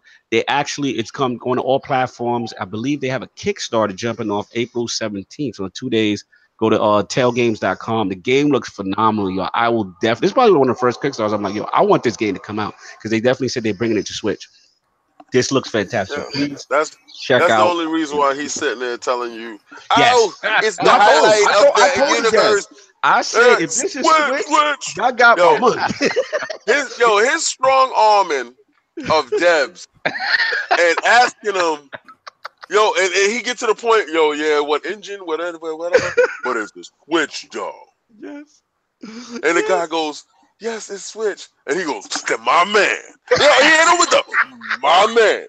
And I'm like, what if the dude say, nah, we ain't, Switch ain't there. He don't get him, my man. Like, he don't get him, my man. Like, there was no my man giving out if he said have a Switch. If he said we don't have anything to talk about the Switch right now, the first thing he says, but you think it's gonna come out. He was steering the narrative. Lord Addict can tell you he was steering the narrative. You might as well have been a Jehovah Witness for the Switch guys. Yeah, I thought that he was gonna be wearing a Nintendo Switch shirt with the hat, with the Mario hat, with the eyeballs on the top, because the way he was pushing the Switch on people, I was pushing the narrative hard. But the thing is, you know what it is? A lot of those games, a lot of them are smaller games, right? Indie games, like that's where they get their shine. That's where they get their showcase. So obviously, those games can run on the Switch. So. Oh God! I'm glad that Lord Sovereign was not there, because they tag teaming up this. We'd have been a tag team song. Yeah. Absolutely. The thing was though, like it was cool to kind of get them to break protocol sometimes and you tell them that it is eventually coming. You know what I'm saying? The dude from the Sinners low-key told us it was coming out. Yeah, so I was like, my man. That's what King is talking about. I hit you with the my man. Listen to all those interviews. When he says, is it coming out for the Switch? Listen to every last one of them. I'm not joking. If the dude says yes or the female says yes, my man, it's on it.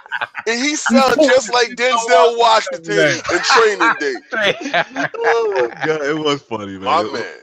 Had a fantastic time, Sob. You got to come back. Also, King, we got to shout your boy from Fox and Forest, man. Oh, Rupert. Remember Rupert? Rupert. Yeah. He has retweeted everything. Rupert, I know you watching. I know for a fact. Hit that like button, Rupert. I know for a fact. Let's go, Rupert. Rupert. Like the podcast. Rupert and Carlos. Shout out to Rupert and Carlos for the most enthusiastic, fantastic dudes.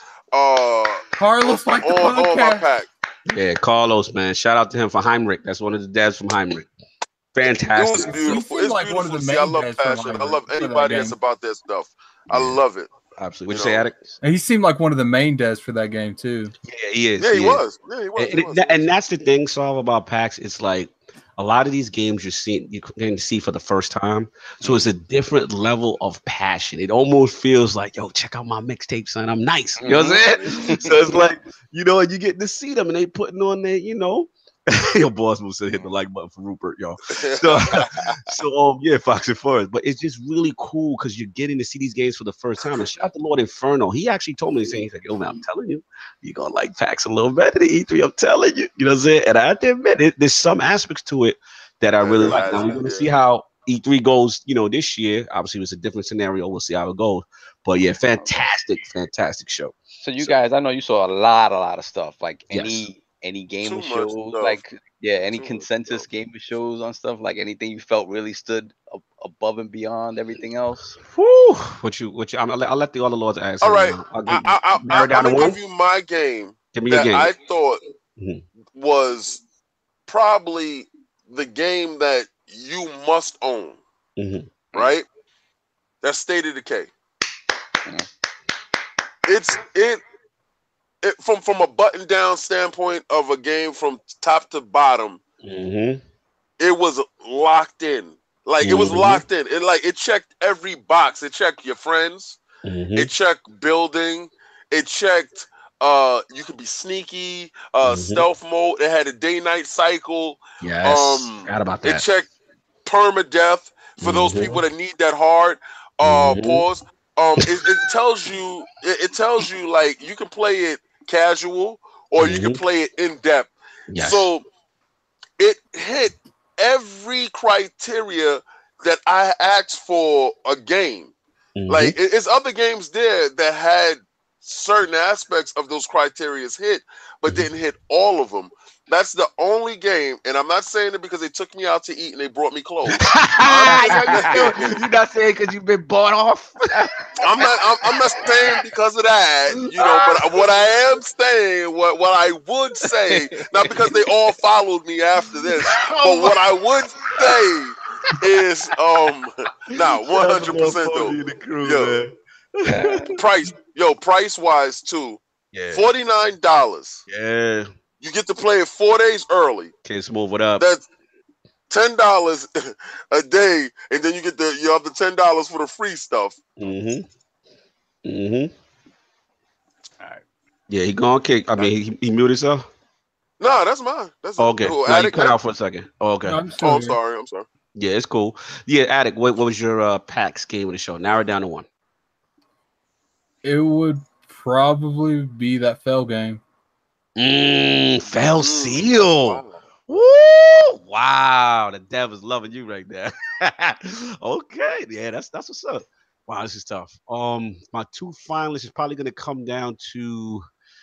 See, I don't want to count. I don't count State of Decay because I already know. You know what I'm saying? Like I knew. Yeah. I knew that from last year. You know what I'm saying? But I didn't know like this though. I feel you.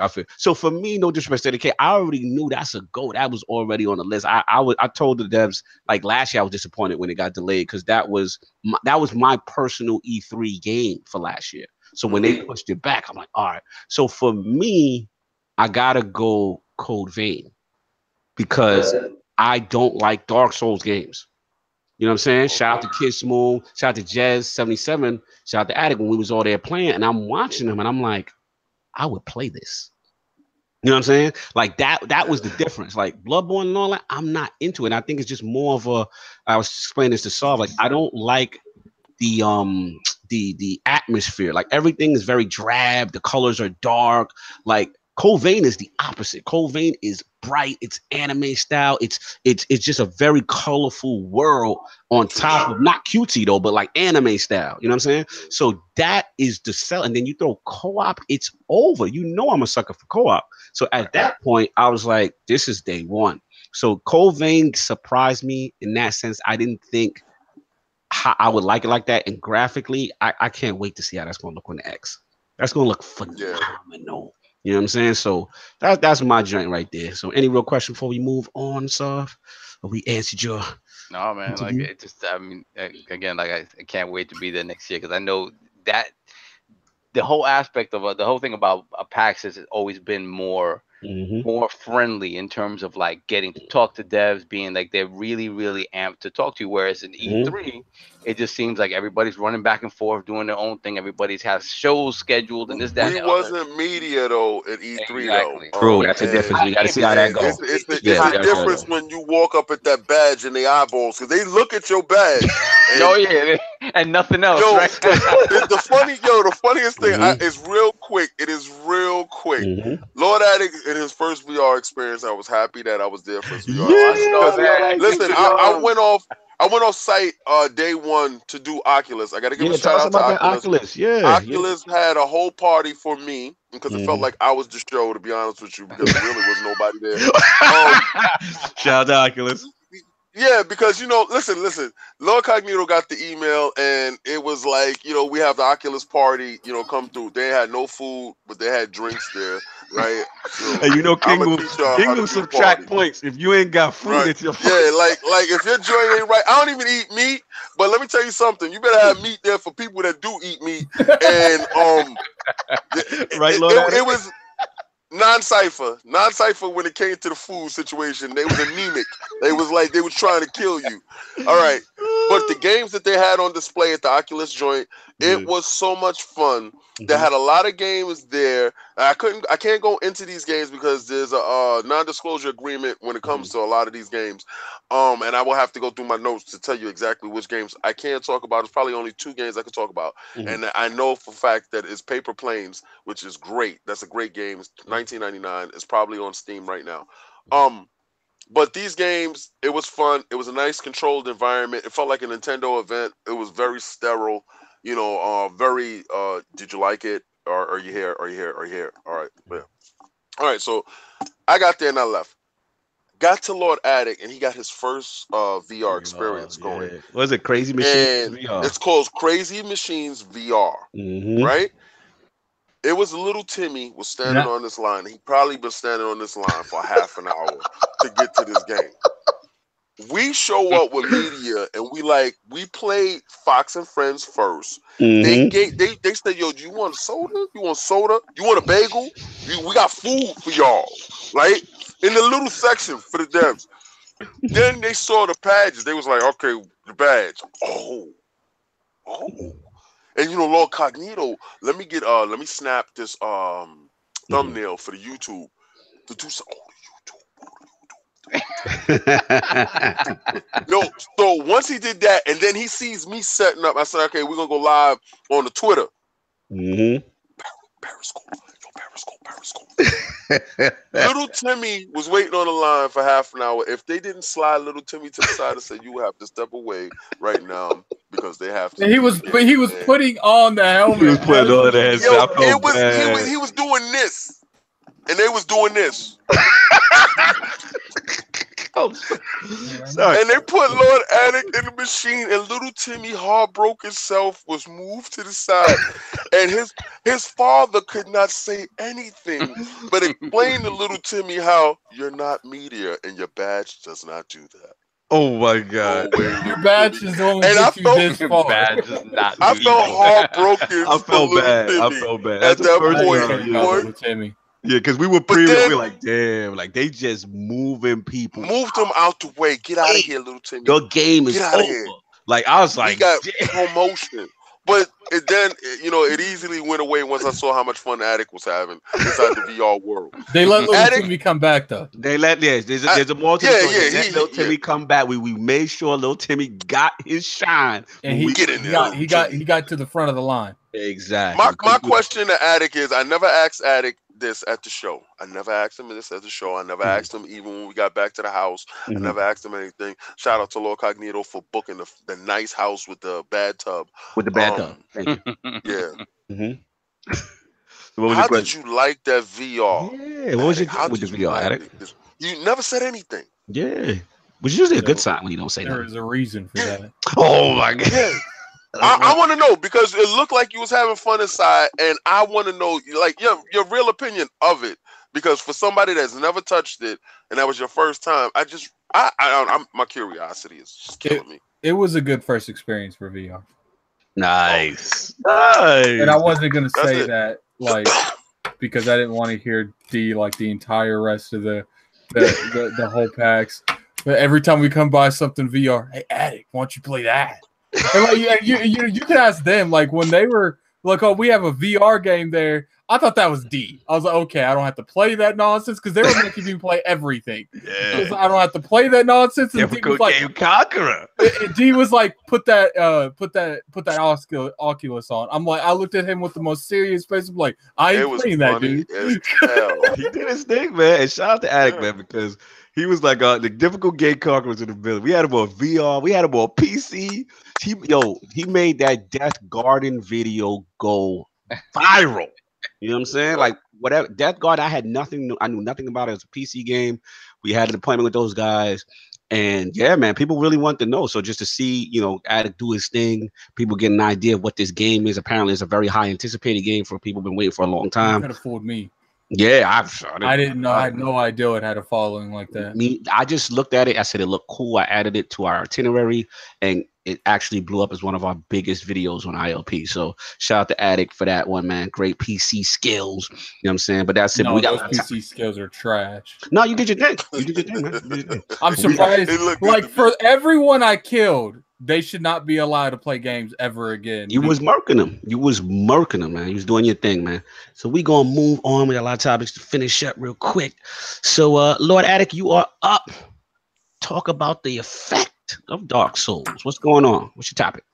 I feel like there's been a lot of times in gaming to where something's been jump started or I feel like the strategy genre right now is in that dire need where they need a jump start. That RTS genre because they don't really get a whole lot of love, especially on consoles. On PC, they do have a lot more options, but it's very far in between. I feel like a lot of people don't give Dark Souls the credit that it deserves, because it not only did it like start a new genre, because I do believe the Dark Souls genre is its own genre.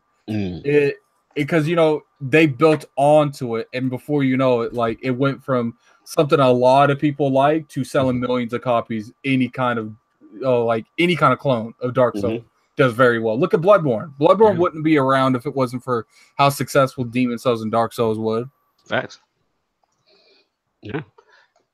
So just your question in reference to the effect of it, or just like... So like my question is like, do you think that Dark Souls had an impact, or do you think it...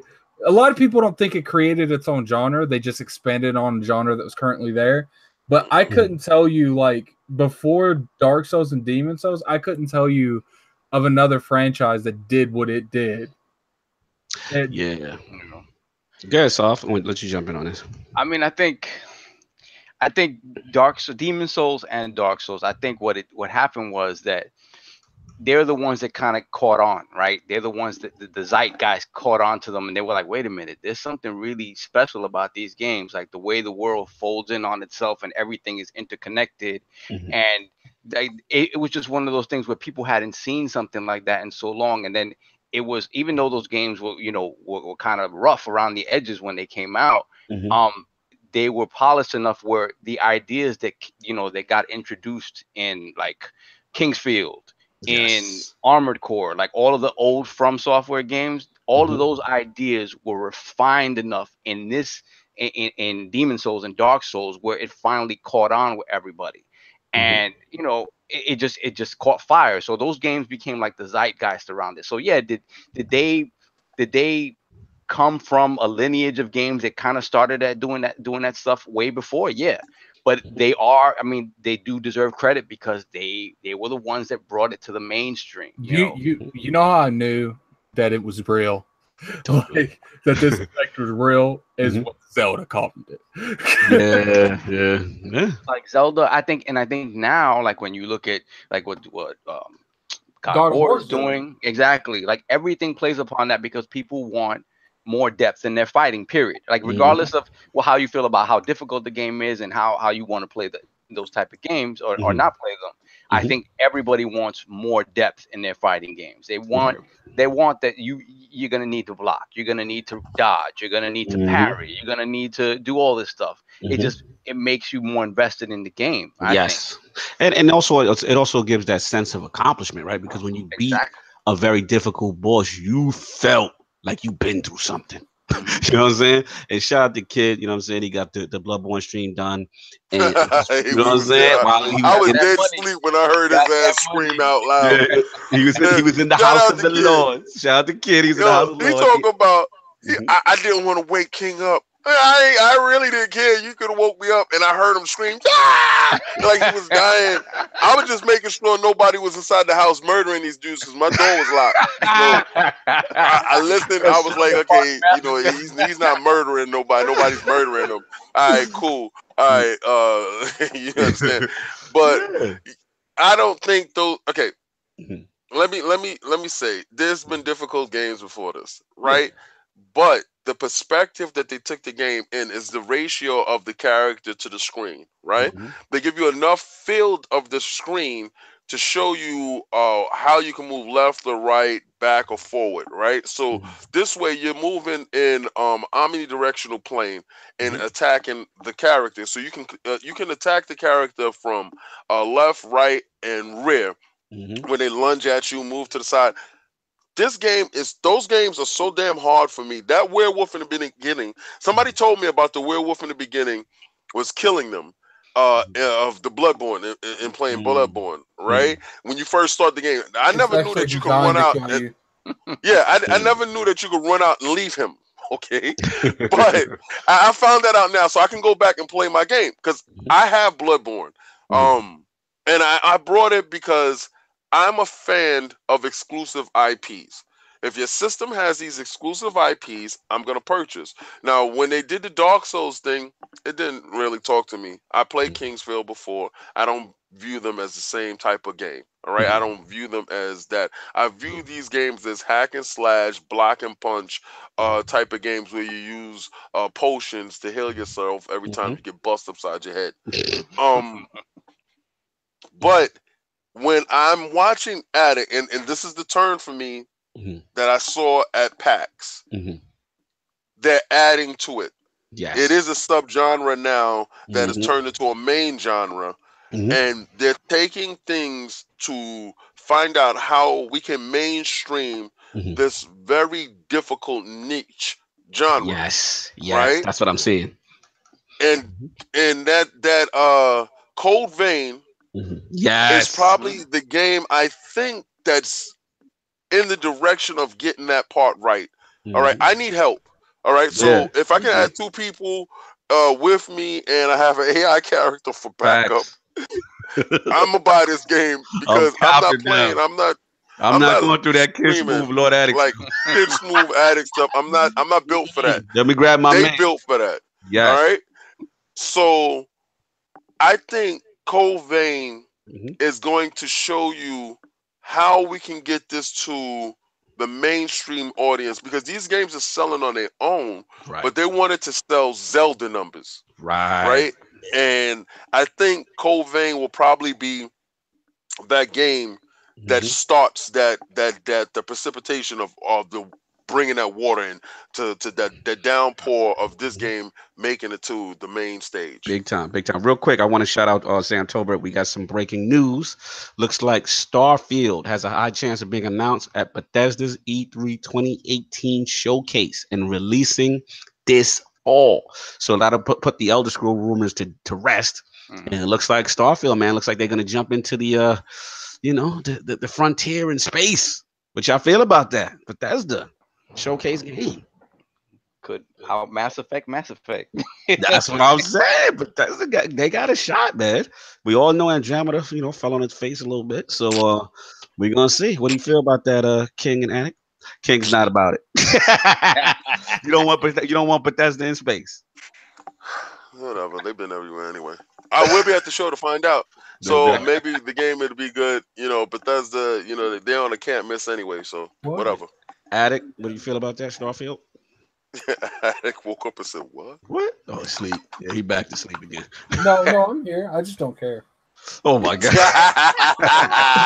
Anyway, moving along. So so pretty much with the I agree with King's point as far as the the genre, as far as Souls Effect. I think that I think it's a winning formula. I mean, just to incorporate it into your game, make bosses challenging, add a little bit of depth to the game. You see the wave is starting to create. What was that game? Addict Sinners Redemption. I seen Kid. Sinner Sacrifice. We've seen Cold Vein has it. We've seen Ashen now.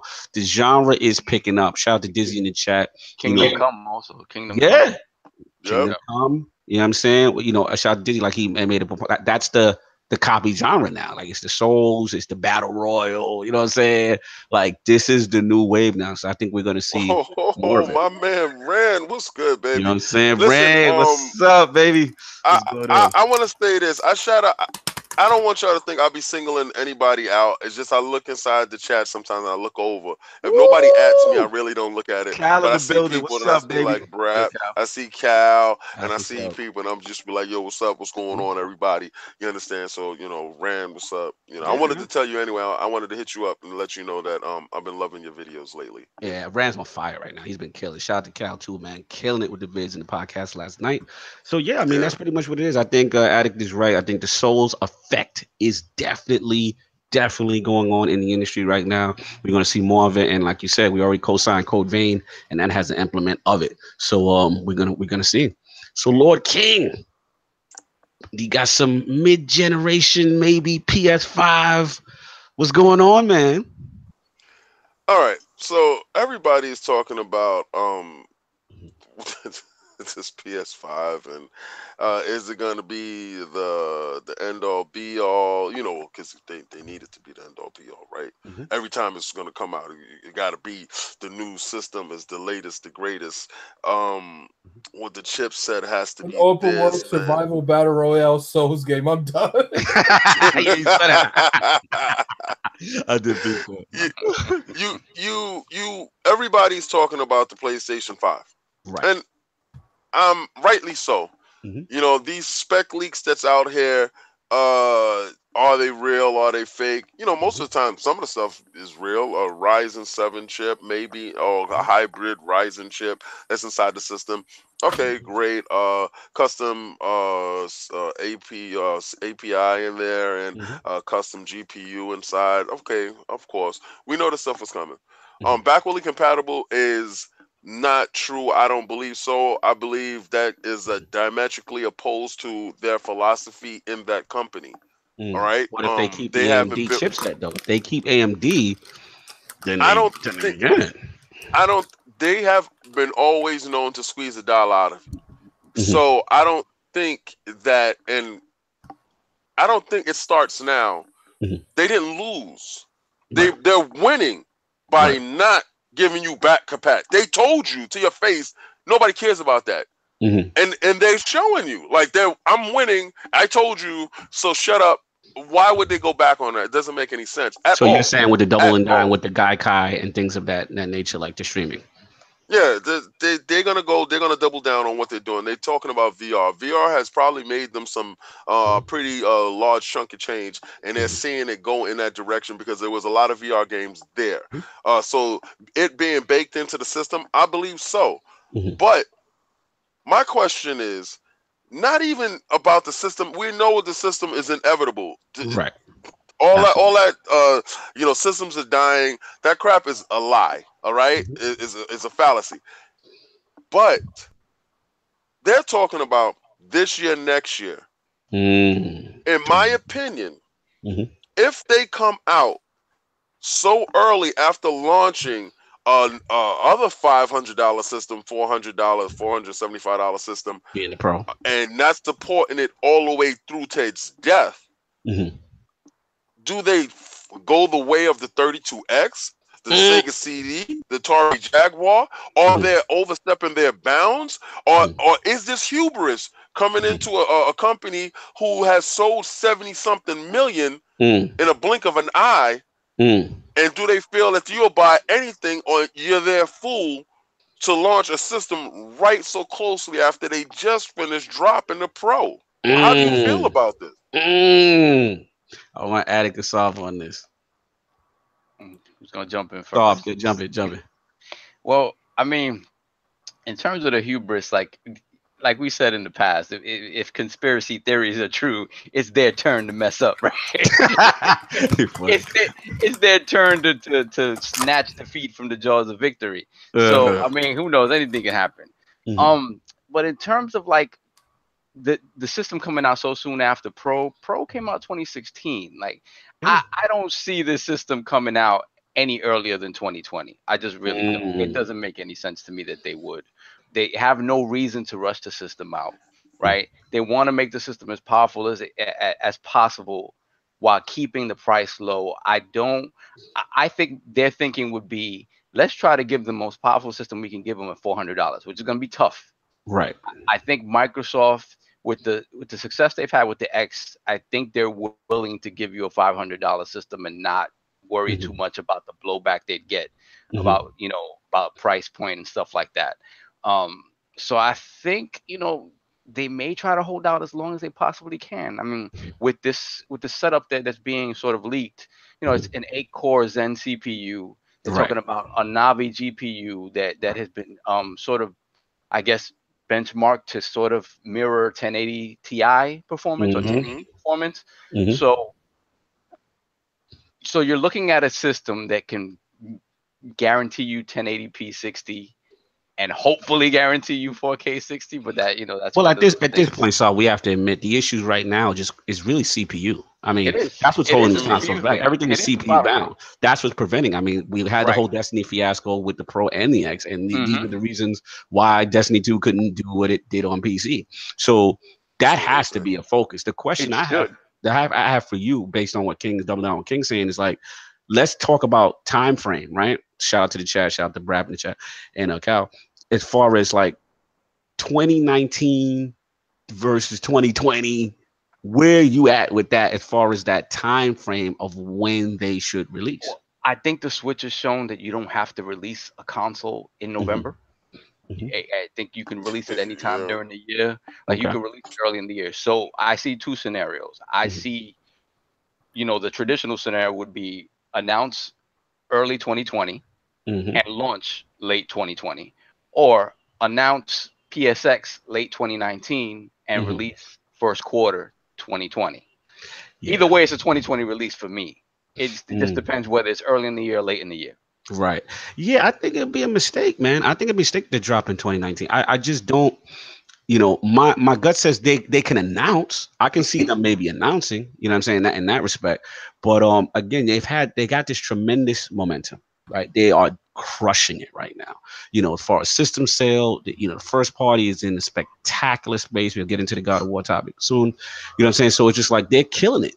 So at this point, you know, there's no rush to jump out. Now, the next question I have, and I'm gonna bring this to Addict if he's still around, if Addict's not sleeping. Okay, is that I need to know when they decide to launch this PS5, because it's inevitable. Like King is saying, it's inevitable. Yep. What does Microsoft do? Do they now wait for PS5 to have a year in the market or time in the market to themselves? I think that would be a mistake. Or do they launch day and date or in year at the same time? Addict, what do you feel about that? They'd have to launch neither the day of or before. Like right now, it'd be different if they were the market leader and they had all the hype going into next generation, because they could still recover from that year. You know, it'd be harder, but they could recover from that year. Right now, what we're looking at. Besides some you eating stuff. Right now, what we're looking at is we're just looking at if they did that, what would happen? One thing is, do you think people would wait a year for the next Xbox console? It would be different if they can't afford that. If Xbox had been dropping heat the last couple years and they were just down because of the console, because you know they left the fence, they left the gate late. That'd be one thing. But we're not really haven't left this generation. I mean, Xbox hasn't left the generation yet with good content. Let's be real here. Like the State of Decay is the first decent looking game they've had in a minute. And you know, Sea of Thieves, regardless how you feel about Sea of Thieves, you know, it did get a lot of negative publicity. You want that publicity where the positive heavily outweighs the negative. And that's the kind of games they would need to be able to wait a year after launch, and they don't have it. They just don't. Yeah, I mean, the rest. I think this is the year of the heat, though. I don't care what. Shout out to you know, Phil. I certainly hope, and Phil said it. I mean, you don't really hear Phil make statements like this a lot, but he said it. He's like, Xbox fans deserve better first party support, and specifically in response to what people have been saying about God of War. He said Xbox fans deserve this. Yeah, shout out to Randy. Just put out the video. Obviously, the streets went on fire. I mean, if you saw Ryan McCaffrey's tweet, I don't know if anybody got a chance to see it. And you know, he's pretty much saying since the God of War thing, Xbox fans have been clamoring for a first-party masterpiece exclusive like that. And you know, basically, he didn't even direct it at Phil. Phil actually just responded. And he was just like, you know, how long do you think, you know, these guys it will come? And basically, Ryan McCaffrey saying is like, look, that thing kind of took about 10 years since the PS3 era for them to develop that level of quality of a game that came out eventually in this generation, and that it would take Microsoft the same amount of time, which is probably stuff is probably being cooked up or it's in the works now. That basically what he's saying, most likely we're not getting that this generation. You know what I'm saying? So the reality is those kind of masterpiece games, it'll be at the very end of the generation. Right. Crackdown. Right. Crackdown. Game of the generation. Crackdown. Definitely that good. No, what they need to do. I'm wrong. Go ahead. Is games that done really good. You know, not even really good commercially per se. Like games like Rise, they really need to try to get that because that has a name now. Yeah. They need to buy Cuphead. Because I feel like Cuphead, regardless, Cuphead's not going anywhere. Like they're locked in. They're not going anywhere. people want to be excited about new IP. I mean, it's not the same impact to get a 10 out of 10 Halo anymore. They need to steal that same way that these dudes stole Dark Souls. They need to do Bloodborne. They need to do Gears of War Bloodborne. They need an ninja game. Just the same way I'm about to go in on this stuff that's coming up next. You're gonna see what happens. Here's the deal. Let's bleed this into your topic, so obviously we know what's going on with God of War right now. See the reviews, it's going crazy out here. You know what I'm saying? And rightfully so. You know what I'm saying? Shout out to our boy Lord Jacobus out there doing the mocap. You know what I'm saying? Corey and the dudes. You know what I'm saying? Everything is spectacular. Bend the knee for that dude. Bend the knee, man. He gotta put his work. He worked hard for that. Absolutely. He's a true gamer. Definitely shout him out. So it's like we've seen what's going on. We've seen that effect. And I'm just going to jump in on it because me personally, we just got to call a spade a spade. I just don't think this generation, even if those titles are cooking up for Microsoft and Phil has, I hope he surprised me and proves me wrong this year, but I don't think those titles will be ready for this generation. Let's just call this generation what it is. This is the L. You know what I'm saying? This is now you got to recoup. But since when 40 million is an L, though, that's crazy. I hear what you're saying, King. Crazy. I wish my Dreamcast sold 40 million. You are correct. It's the equivalent of a relative thing. Yeah, it's like you know, you got this one artist, you know, and he's going gold every time, and then you got Drake. You know, you got Drake. That's busting out summers. PlayStation is Drake. That's just what it is. Oh, you calling us Meek Mill? Right. I'm just saying they're gold, but they're not. Just because he going back to back with Meek Mill. On his face was real. Listen, it's not an L financially. They're not in shambles. I'm just talking about from a competitive standpoint. For this generation, this is an L. All I'm saying is for next gen, they can now retool, reload. You're cooking up the studios, Phil. They've got the hardware down. They've got the services down. You've got the game. Yo, they're killing you, the Meek Mill comment, right? But it's like, to me, I think those next titles, like a Fable or all the stuff that they're cooking. No, you know what it is, and I'm gonna stop this narrative right now. Let's go. Stop the narrative. Let's get it. Because the narrative that people are doing right now, this is crap. This is what happens when you beat a dude down. This is what happens. This is This is what happens when you smash somebody's mouth in. And what Xbox did with 360, they beat that PlayStation to a bloody pulp. You know it. I know it. They was the Meek Mills of the situation. And all of a sudden, they want to reinvent themselves. No. What they did was, because they wasn't buying no games last generation, because all they had was The Last of Us. The last of y'all. They came back. They saved their money. They saved their money. They saved their money. They said as soon as that PlayStation 4 come out, we all buying it. They all got together and they sat in the corner and they waited for the launch, right? They waited. And when the launch happened, every time a PlayStation was up for sale, they purchased it. Right. Listen, you Xbox heads who got your head beat in, because right now the ring-a-ding-ding is going down right now. Your legs are not working, and ring-a-ding-ding is going down right now. Right now, you're on that one knee and you looking up, and he's about to curb stomp you. All right, this is what's happening right now. Save your money. Day and day, you'll feel. Do not let the PlayStation get a second out that door. That 5 get out that door. They can't. Day and day. Yeah. That the Xbox comes out the same day with the same specs or greater specs. I don't care how you do it. You make sure you do it. I'm down with you. It can't be the same specs. It can't be the same specs. It has. It can't be. Or it gotta be. It gotta launch with Halo. Gotta launch with Halo. Gotta launch with Halo. I think come out with Halo. I think that's the biggest thing. They can even afford to come out even weaker next gen. What they can't do is they can't afford to come out with being more.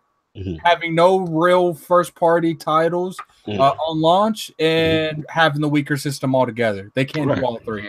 Well, I think from the narrative standpoint, I think they've learned their lesson as far as the hardware. We feel that they've gotten that down. The X is a fantastic piece of hardware. We can't knock that. You know what I'm saying? At the end of the day, it's got to be that those games they've been working on have to be available for this next-gen system. And like King said, the system has to come out the same year as PS5. They cannot afford to let Sony be in the market a year earlier, in my opinion, based on the state of things. Even though 40 million is not an L, I'm just saying in terms of competitive market leader relevance. They will get hammered if they wait a year past that. It won't even be relevant at that point. When you got that VR baked in, you already know. First of all, I got the VR unbaked. I got the unbaked VR. I see someone in the comment section saying that I don't think a new IP is good enough. Like they gotta have a recognizable game. Yeah, Halo. Yeah, well, I don't care what. You gotta have the real Master Chief. It gotta be the real Master Chief. It gotta be the real one. Not this joint that happened right now. It gotta be the kick-ass I don't Master even think Chief. Halo's enough. I think it has to be new IP stuff that you never seen, because let's be real, 360. The reason why 360 did what it did is we all know when we saw that Mad World trailer. Remember, you saw Gears for the first. It was you've never seen anything like that before. I was like, but Gears didn't come out day and day. No, but at the same time, but these. See, that's what I'm talking about. I'm just talking about day and date. I know they're gonna have IPs. Yeah, right. I'm just talking about. Okay, the message can't be flubbed. Facts. The message was flubbed. They was talking about TVs and all this other crap, and people was all messed up. And you know, we have a clear vision now, to be honest with you, and he has got the narrative down. He's got the power aspect down. He has been smart enough about taking away certain things and allowing things to happen. Right. And a real boss builds bridges, not walls. Right. Okay? And when Gears, God of War had its accolades, anytime that PlayStation has got any form of accolades, he has extended his olive branch to the point of, yo, congratulations on that. Yeah, you know, stop all the fanboy narrative. That part has to be moved to the side because it's about games. That's what we're about. We're about games. All right, I'm getting it on Switch. I may bag on Switch. I got a Switch. I could bag on it. All right. I bag on Xbox too. Sea of Thieves. If you're by yourself, it's Sea of All right, so you really gotta understand. Like, it's not there. It's not there. It's not there. You gotta keep it 100%. And you know, I mean, y'all may think that all I play is PUBG because I'm on with Monkey Punch and these dudes. We be getting in it. It's just so much fun. I'm just with the team. It's just so much fun. But you have to understand that it's going to take more than what they were giving at the beginning of this generation, which was uncertainty, underpowered, and forcing you to get a connect. There's no connect there. There's no uncertainty, and I don't believe that we will be underpowered. And I say we because my blood is green, because my team is on this side. Let my team go over to PlayStation. I'm be saying we over there. I feel you, man. Yo, Boss Moves is savage. He said Phil needs us to give us the Kraken Body DLC for C&D. I'm dead. Kraken Body. Yo, you know what? Boss Moves? You're not lying. You're telling the truth. I'm dead with you, Boss Moves. And like you need a jump button in that God of War too. Get a jump button. Listen, at the end of the day, that's the DLC for y'all. The jump button. You stupid. To King's question, man, I think it is coming. I think Microsoft has to act. I think they're in position though. I do think that they will not make that mistake. And like Phil's tweet was saying, which was kind of like, look, services took time. You know, the hardware took time. You know what I'm saying? First, it's going to take time. So when I hear stuff like that, I brace myself to say, okay, I'm expecting to see more things probably for the future this E3. As opposed to, oh, this is going to be right now. I don't expect to see Fable released this year. You know what I mean? A lot of this stuff that I think that's going to be announced, and even on the PlayStation side, like shout out to the chat, you know, Ghost of Tsushima, a lot of this stuff I think is going to be PlayStation 5 stuff.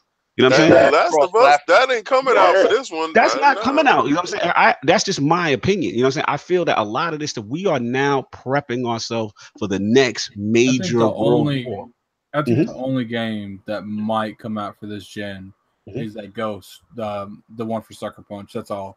I don't even know. No way Last of Us 2 comes out for this. I would think, but see, I would think that they have Days Gone come out and separate it completely from The Last of Us 2 and Tsushima and Last of Us 2. Oh, I forgot about Days Gone. Yeah, get pushed out more towards the PS5. They'll both come out for PS4, but I think those are cross-gen, cross-platform games. Like I think. Imagine a PS5 launching with Last of Us 2 and Ghost of Tsushima. Like, imagine that. Yeah, shout out to Tober. He's saying he thinks Last of Us is still more likely for PS4. He still thinks it's coming. We'll see. Oh yeah, Pro. Oh yeah. Yeah, we'll see. Well, we wrap this thing up. We got last topic, and obviously we'll just braze through this real quick. So we didn't even talk about God of War. Oh, my bad. My bad. We got into hardware. Look, real quick, Yeah. I just want to say this. I know Addict put up a great video talking about like games that get perfect 10s and stuff like that, and that's a great video, and I like his perspective on it. I don't think games. Honestly, though, is there? What happened? What was it? I said there's a but in that sentence, though, isn't there? I got that, but Nope. I'm waiting for him to talk about it so I can give y'all the real. My feeling is this: I don't number reviews, man. Like I'd rather somebody say like Eurogamer how they do. Well, they talk about the game, they talk about what they like, what they don't like. At the end, they're like, we recommend this game, we highly recommend this game. Right. Number reviews, man, that's so subjective. Yeah, I don't get caught up with it. It gets all crazy. Yeah. But looking at the reviews, like if you look at Metacritic, it's sitting at 95 right now. Insane. It has 27 100 reviews. Insane. 27.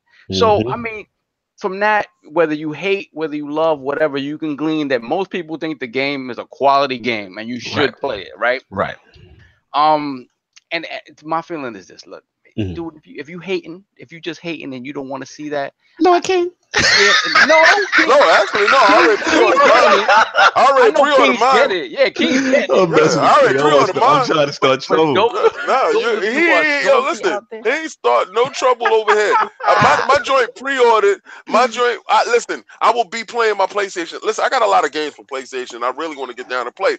But my fun friends is over here on Xbox. So what I'm gonna do is I'm gonna use the app that Xbox has that you can be in game chat on this side, and I can play my PlayStation on that side because I can't miss out on my 360 Lover 01, y'all. That's right. Shout out to me. Get over there, see me over there. To him. I'm gonna tell you this. When they allow us to be in cross chat on the same systems and all that stuff, that's gonna be a wonderful day. When those doors open up and we can frolic in other people's worlds and have all the fun. But until then, I'm gonna be playing on this side over here because that's where my boys is at. They can send me messages and all that other stuff. Yeah. Hey, listen, yo, I want you to add me, so because y'all probably think I'm joking right now. Xbox 360 Lover 01. All right. Oh, I'm the first one over there. That means that somebody else had one too. That's funny. That's right.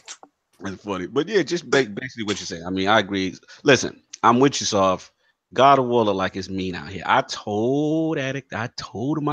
It's Gears of War, man, without guns. They out here doing The Last of Us, and that's the formula. And Addict was hating, and I said, yo, I like the direction.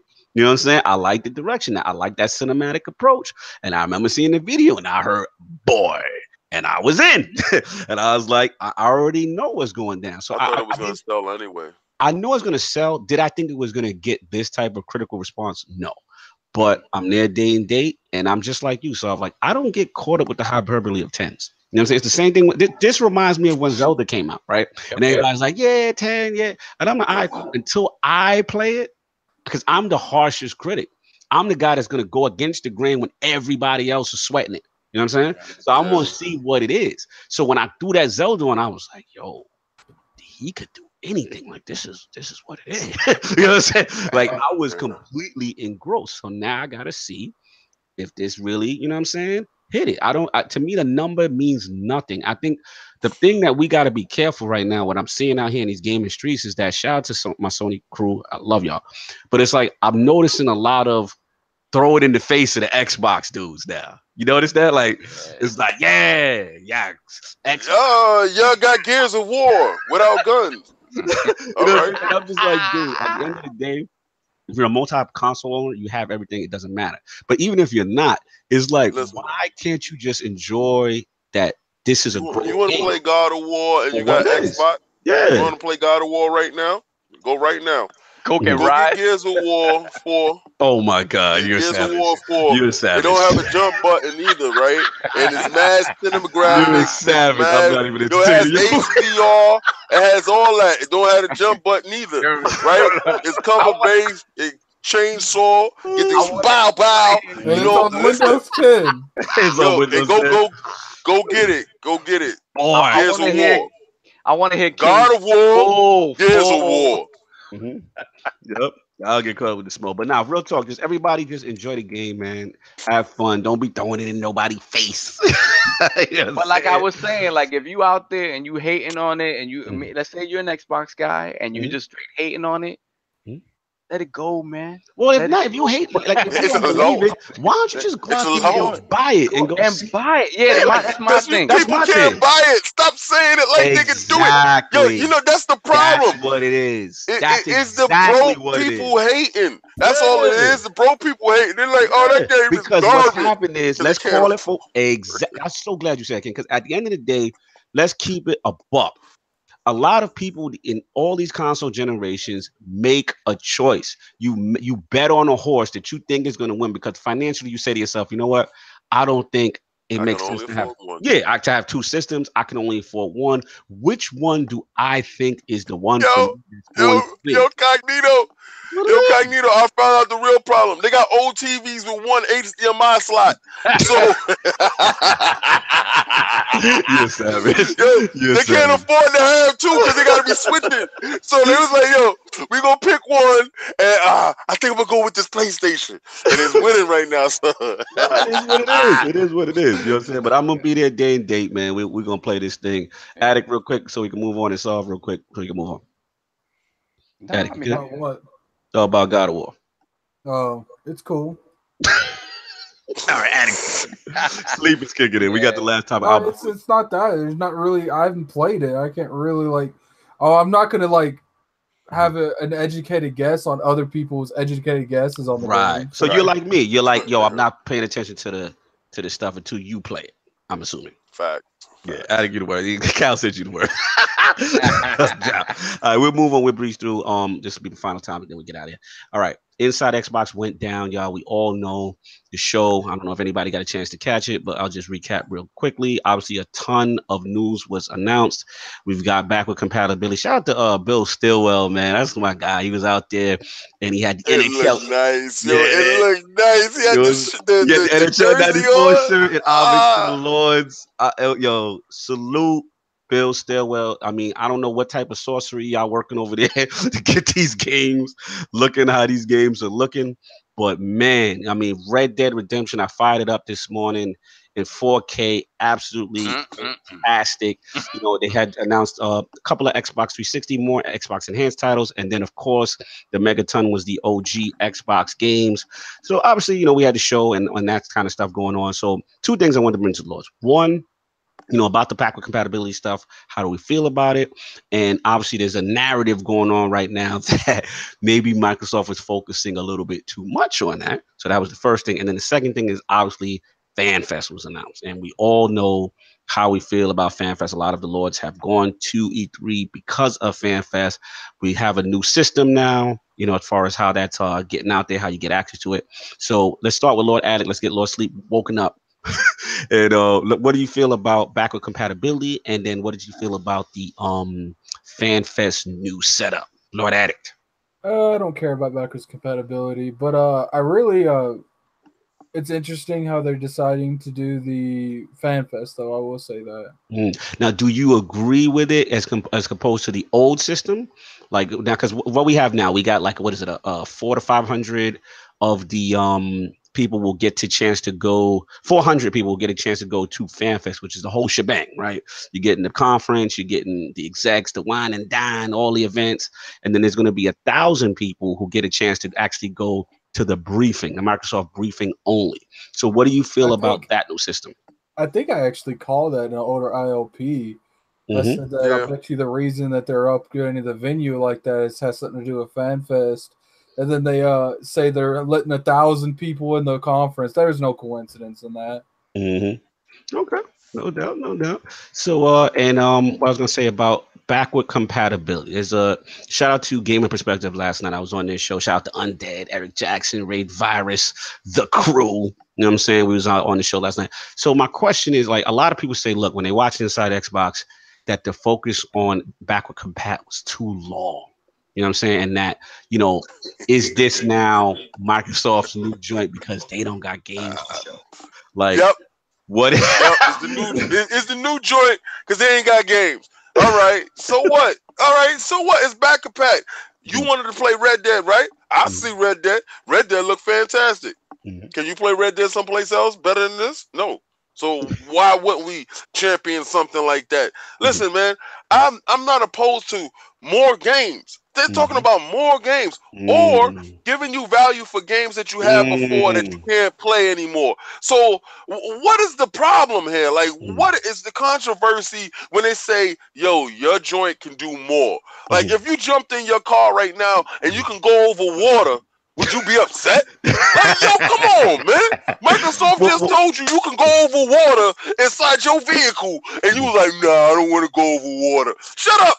Like, yo, tomorrow you can fly. Like, you know, nah, I don't want to fly. Yo, listen, man. I'm tired of y'all trying to make your systems do one thing. What about the argument that people say that I don't want to play old games and it because they don't play it? Because Microsoft, they feel that maybe they don't have something to show, or do you feel that people are being too hard on Microsoft because it's an Inside Xbox show and that they're not really going to announce that kind of stuff? Yo, Cognito, you know what I'm sick and tired of. I'm sick and tired of everything that Microsoft do. Somebody want to have something negative to say about it. Everything. I don't care what they can go cure cancer tomorrow, but they kill cancer though, but they didn't kill polio. Like, yo, I'm really sick and tired of you right now, right? Because everything is a problem with you. You know, you don't want them to win for whatever your problem is. And I'm gonna tell you right now, 40 million, 50 million is not a loss. Taking the power narrative from your behind is not a loss. Fixing the vision is not a loss. Giving you new IPs when they said there's no new IPs. I don't care what you say. Sea of Thieves is a game and it's good and it's fun and it's there. PUBG is a game that's in development and it's fun and it's there and it's sold 5 million. 5 million. All right. So listen to this, man. I'm sick and tired of anything Microsoft does. It's a problem. But if any other company does the same exact thing, it's a go. I got a question for you. Why is it a go for them? Now I'm so glad you said this because that's going to tie into the poll question for the show, which is the argument to that is people say, well, what? I can't be critical? Are you saying you can be as critical as you want? Demand more from your system? All right, I'm gonna give you this. Well, my grandmama used to tell me, God rest her soul. Everybody has a butthole. Nobody needs to hear it. So stop farting your opinions on everybody's self. You know, nobody needs to hear your thoughts. If you don't have nothing good to say, don't say nothing at all. What is understood doesn't need to be said. God of War is a great game. God bless. Good luck. Is it ain't sweat off Microsoft back? Oh, did you kill Microsoft for God of War? No, you didn't. Game's still playing. I'm gonna be playing my Xbox the next day. All right, I'm gonna be playing my God of War the next day. Why can't you just enjoy games and just overlook whatever problems that other people have? Because y'all can't get online. But do you hear Microsoft screaming that every day that your system is down and your money is being compromised because you don't know if a dude in Dubai has your credit card right now?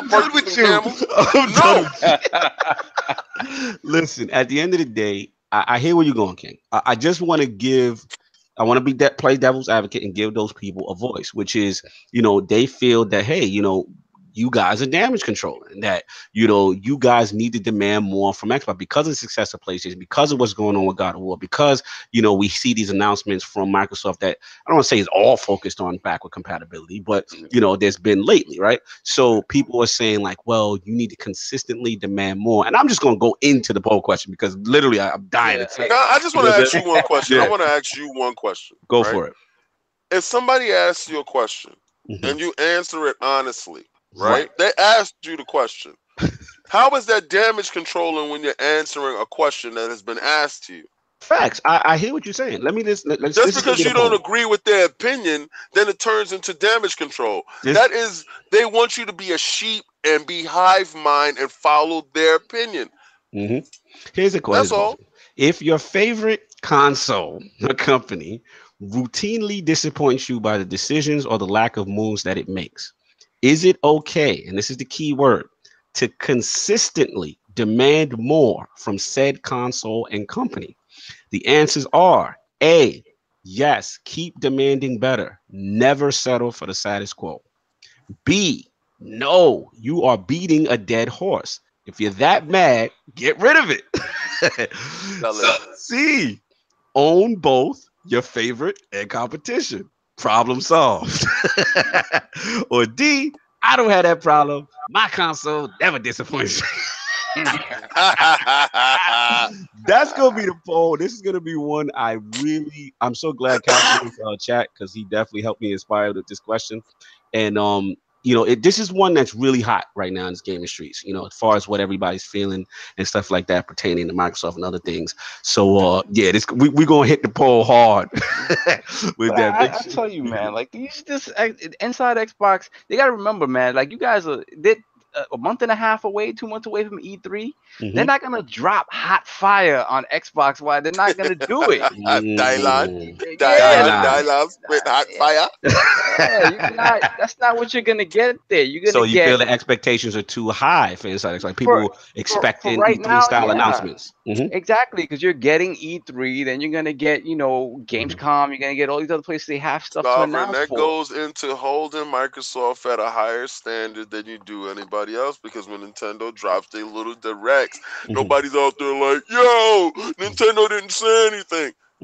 The thing about Nintendo is that Nintendo, you already know that that's just going to be the way they do it. So whether they do it now or they do it at E3, you're going to get a direct at E3. Then you're going to get Treehouse Live, where they're going to play that stuff live. You're not really going to get big announcements live. Then again, you're holding somebody else to a different standard. I mean, what is the PlayStation show that comes out every month? There's none. There's none. No, good point. And a lot of times they announce stuff just in their Twitter feed. Like they'll announce something like this is coming, that's coming. Like it's never a big deal, except for PSX. They got Tommy in the Twitter. It's just it doesn't make any sense, man. Like you can't expect.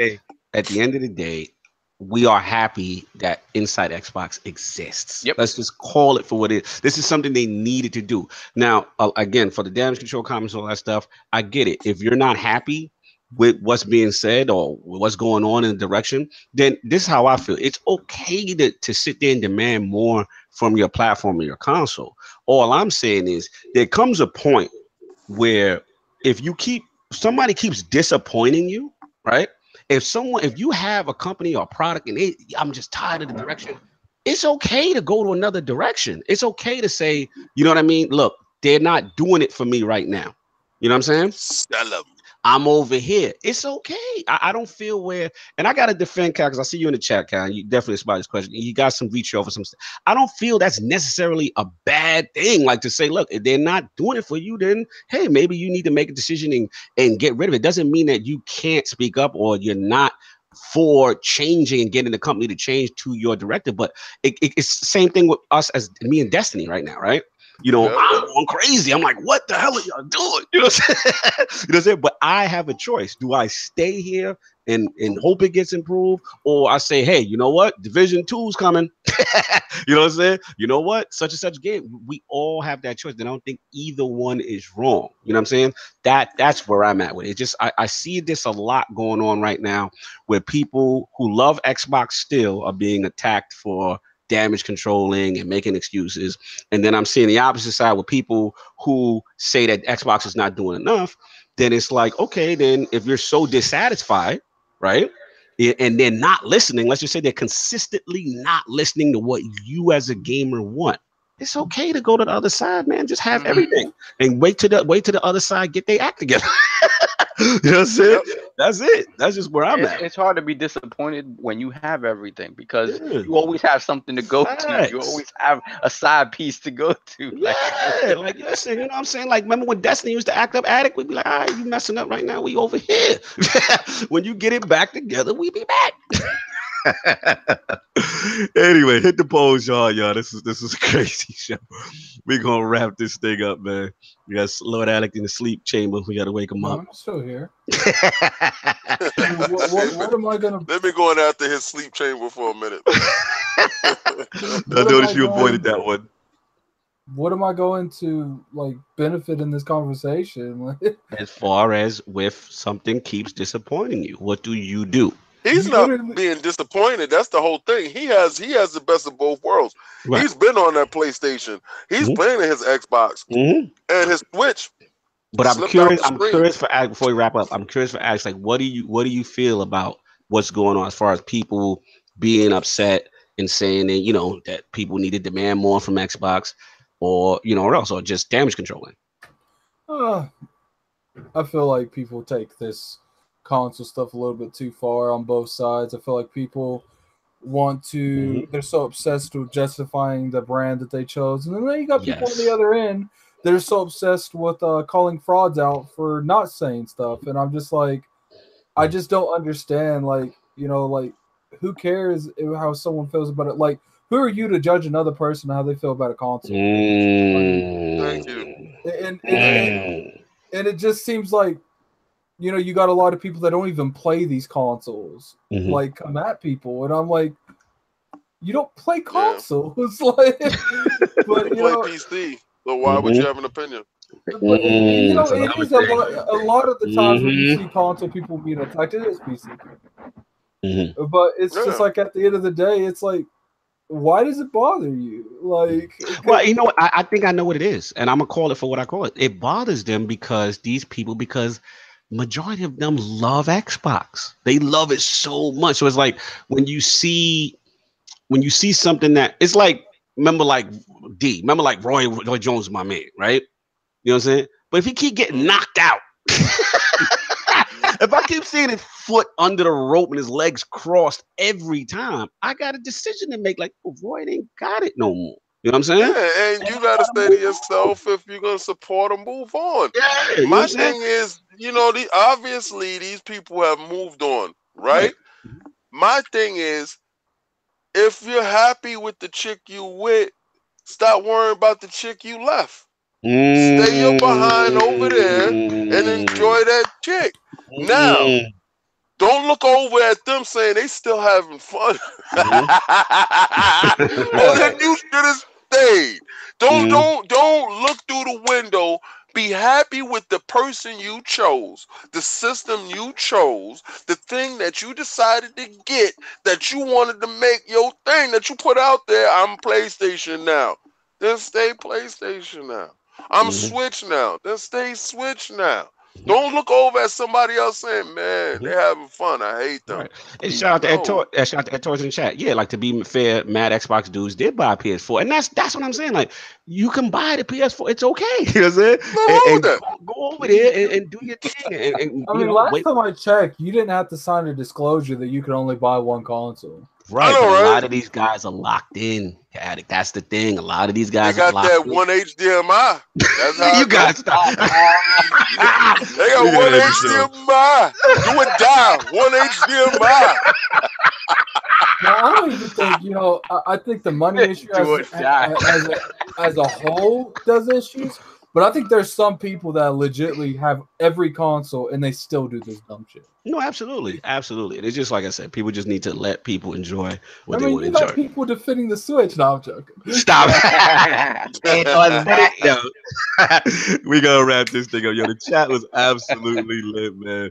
Please rock that poll. I'm very curious, man. ILP 58 poll. I'm very curious. Please rock that joint. Let's get these outros popping. Lord Addict, no longer Lord Sleep, back in attention. Where can the find you? Well, after this, you could probably find me on Bloodborne because I still got one boss left to kill. No doubt, baby. Difficult game conqueror. Dude, I kid you not. Like, when you take his health halfway, he loses his legs and he just drags himself across the screen, and he leaves like a trail of blood that's on fire. And every time he hits his hand on the ground, a giant burst of fire comes in. And I'm like, yeah. The moment I fought him one time and got to that stage, I was like, ILP's in an hour. I can't do it. I gotta figure this out. Let me let it rest for a little bit. No doubt. So you got their streams going on. I see you guys gonna be doing any other Soul types games as well? You and Kid? Me and Kid are going to be playing Ashen. We're going to be getting review copies on that. No doubt. I'm looking forward to that. That's gonna be dope, man. Love that shit. And plus, and I got a shout out to Cal for coming into my stream earlier. He saw me literally beat the last boss in the expansion. Nice. Thank God he joined the one stream that I beat him. He joined the one attempt that I beat him. Nice. Shout out to Cal in chat. Shout out to man, everybody in chat. Brad, man, chat was absolutely lit. Lord Solve, where can people find? It's good to be back with you, back in the realm. Oh man, glad to have the brethren back. Yeah, man, just look out for next week. Obviously, we're all gonna have our impressions of God of War next week. I will be playing from hopefully Tuesday. So nice. Got that I'm connect. A stream mine. And you will be banned on Tuesday if you stream. Stream it. You will be banned. Do not stream that. I'm streaming it crazy. I'm gonna be out there crazy streaming. I may just unplug my Ethernet cord just to be just in case. But yeah, man, just look out. PX Sovereign Lord, PX Sovereign PSN, Xbox Live, Lord Sob ILP. Yeah, King's laughing because you're not gonna see me on there. He ain't gonna be online. So all that stuff that he talk about is a lie. We're like on the second stage. We're on the second stage of a way out. Lying to you. Shout out, Cal. Thanks for coming through. Lord King, the Get Money Gamer out here. The camera looking all flat. Hey, yo, listen, yo, get these ILP shirts. You see them? You see them? Get that shirt. I don't see nothing but.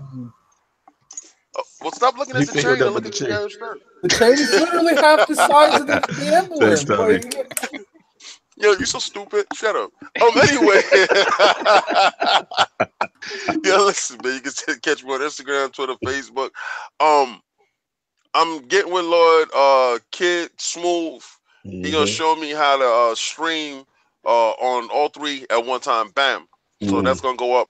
I'm gonna be streaming that Kratos. Y'all gonna see that. I'm gonna really be doing that God of War. That's gonna go down day one. I'm gonna put that up there so y'all can see me play that. My PlayStation camera is up, so y'all gonna see me play that game. Also the shirts, the store. I've been sick. I'm sick right now. Yeah, all right. So I've been working hard. I'm gonna finish up this week so that merch will be there. Those shirts is the new shirts. Requeno's hit me up. Right. Well, he already hit you. Yeah. Yo, because he knows it's gonna be 7 colorways. I'm gonna give you the pre-order for those. Those are the E3 shirts. Okay, those are the pre-order for that. These shirts right now are $25. Shipping is included. We have limited supply. Get the rest of them now because once they are printed, these are pack shirts. You see that patch? After that, that's it. There's no more of those. There's no more limited edition, y'all. Next ones will be E3 shirts, and those are limited editions as well. It's gonna come in mad colorways. Get at me. And listen, this gives video quality to all of the Lords. All right, not just saying that, because we have to do a little bit more for Lord Cognito. Lord Cognito need extra stuff for his joint to go for the video quality. Lord Sovereign, get him a camera and all that. Get him up in there. You know what I'm saying? And Lord Addict, the same thing. We want to bring you more greater things to the podcast and start taking it up to the next level for you guys, so y'all can have the enjoyment. Because I enjoy playing games with y'all, because I play games with most of y'all, damn near all of y'all, to be honest with you. So thank you for the support. We really appreciate everything. And as you can see, that money turned around and went right back into investing into you guys. Absolutely, man. Shout out to everybody supporting ILP and the shirts, man. We're seeing the love. Shout out to Dizzy. Everybody who put a shirt up and tweeted it. Like, it felt good just to see the support and the love from everybody. And like I said, we're going to get the PAX thing. You know what I'm saying? We got that. That was the first taste of it. E3, we're going to level up crazy. We got some cool things planned for that. You know what I'm saying? You definitely, and like King was saying, like, everything definitely gets reinvested back into the ILP. We should have a fun show next Sunday. Maybe a special guest. Stay tuned. We're trying to work on some things. But yeah, we definitely got to talk about the God of War. That's going to be fun. So again, please subscribe, hit that like, all that good stuff. Audio and all the timestamps will be up later tonight. Also, Flashpoint 11 with Ebontis went up, talked about the Go Fast, all the new updates and all that. Yo, Ed Torres says that Thanos though. he said he liked that Thanos that kid got. But yeah, man. So everybody enjoy their Sunday. I see the close up on Thanos. Yeah, we gonna give Thanos his shine right now. We give a king his shine. Yo, hey, I'm gonna show y'all a little something special. All right. Are we out? No. We ain't out. We still live, baby. We still live. Okay, here we go. Oh, you doing too much with the Infinity Go. Infinity War 2 weeks, y'all. Infinity War, baby. Yeah, he has all the gems. He has all the gems. All the gems is here. All the gems is here. Yo, everybody enjoy your Sunday. We will catch you on the next one. Look at D. He let that man keep those gems in his arm. All right, y'all. We out. Peace.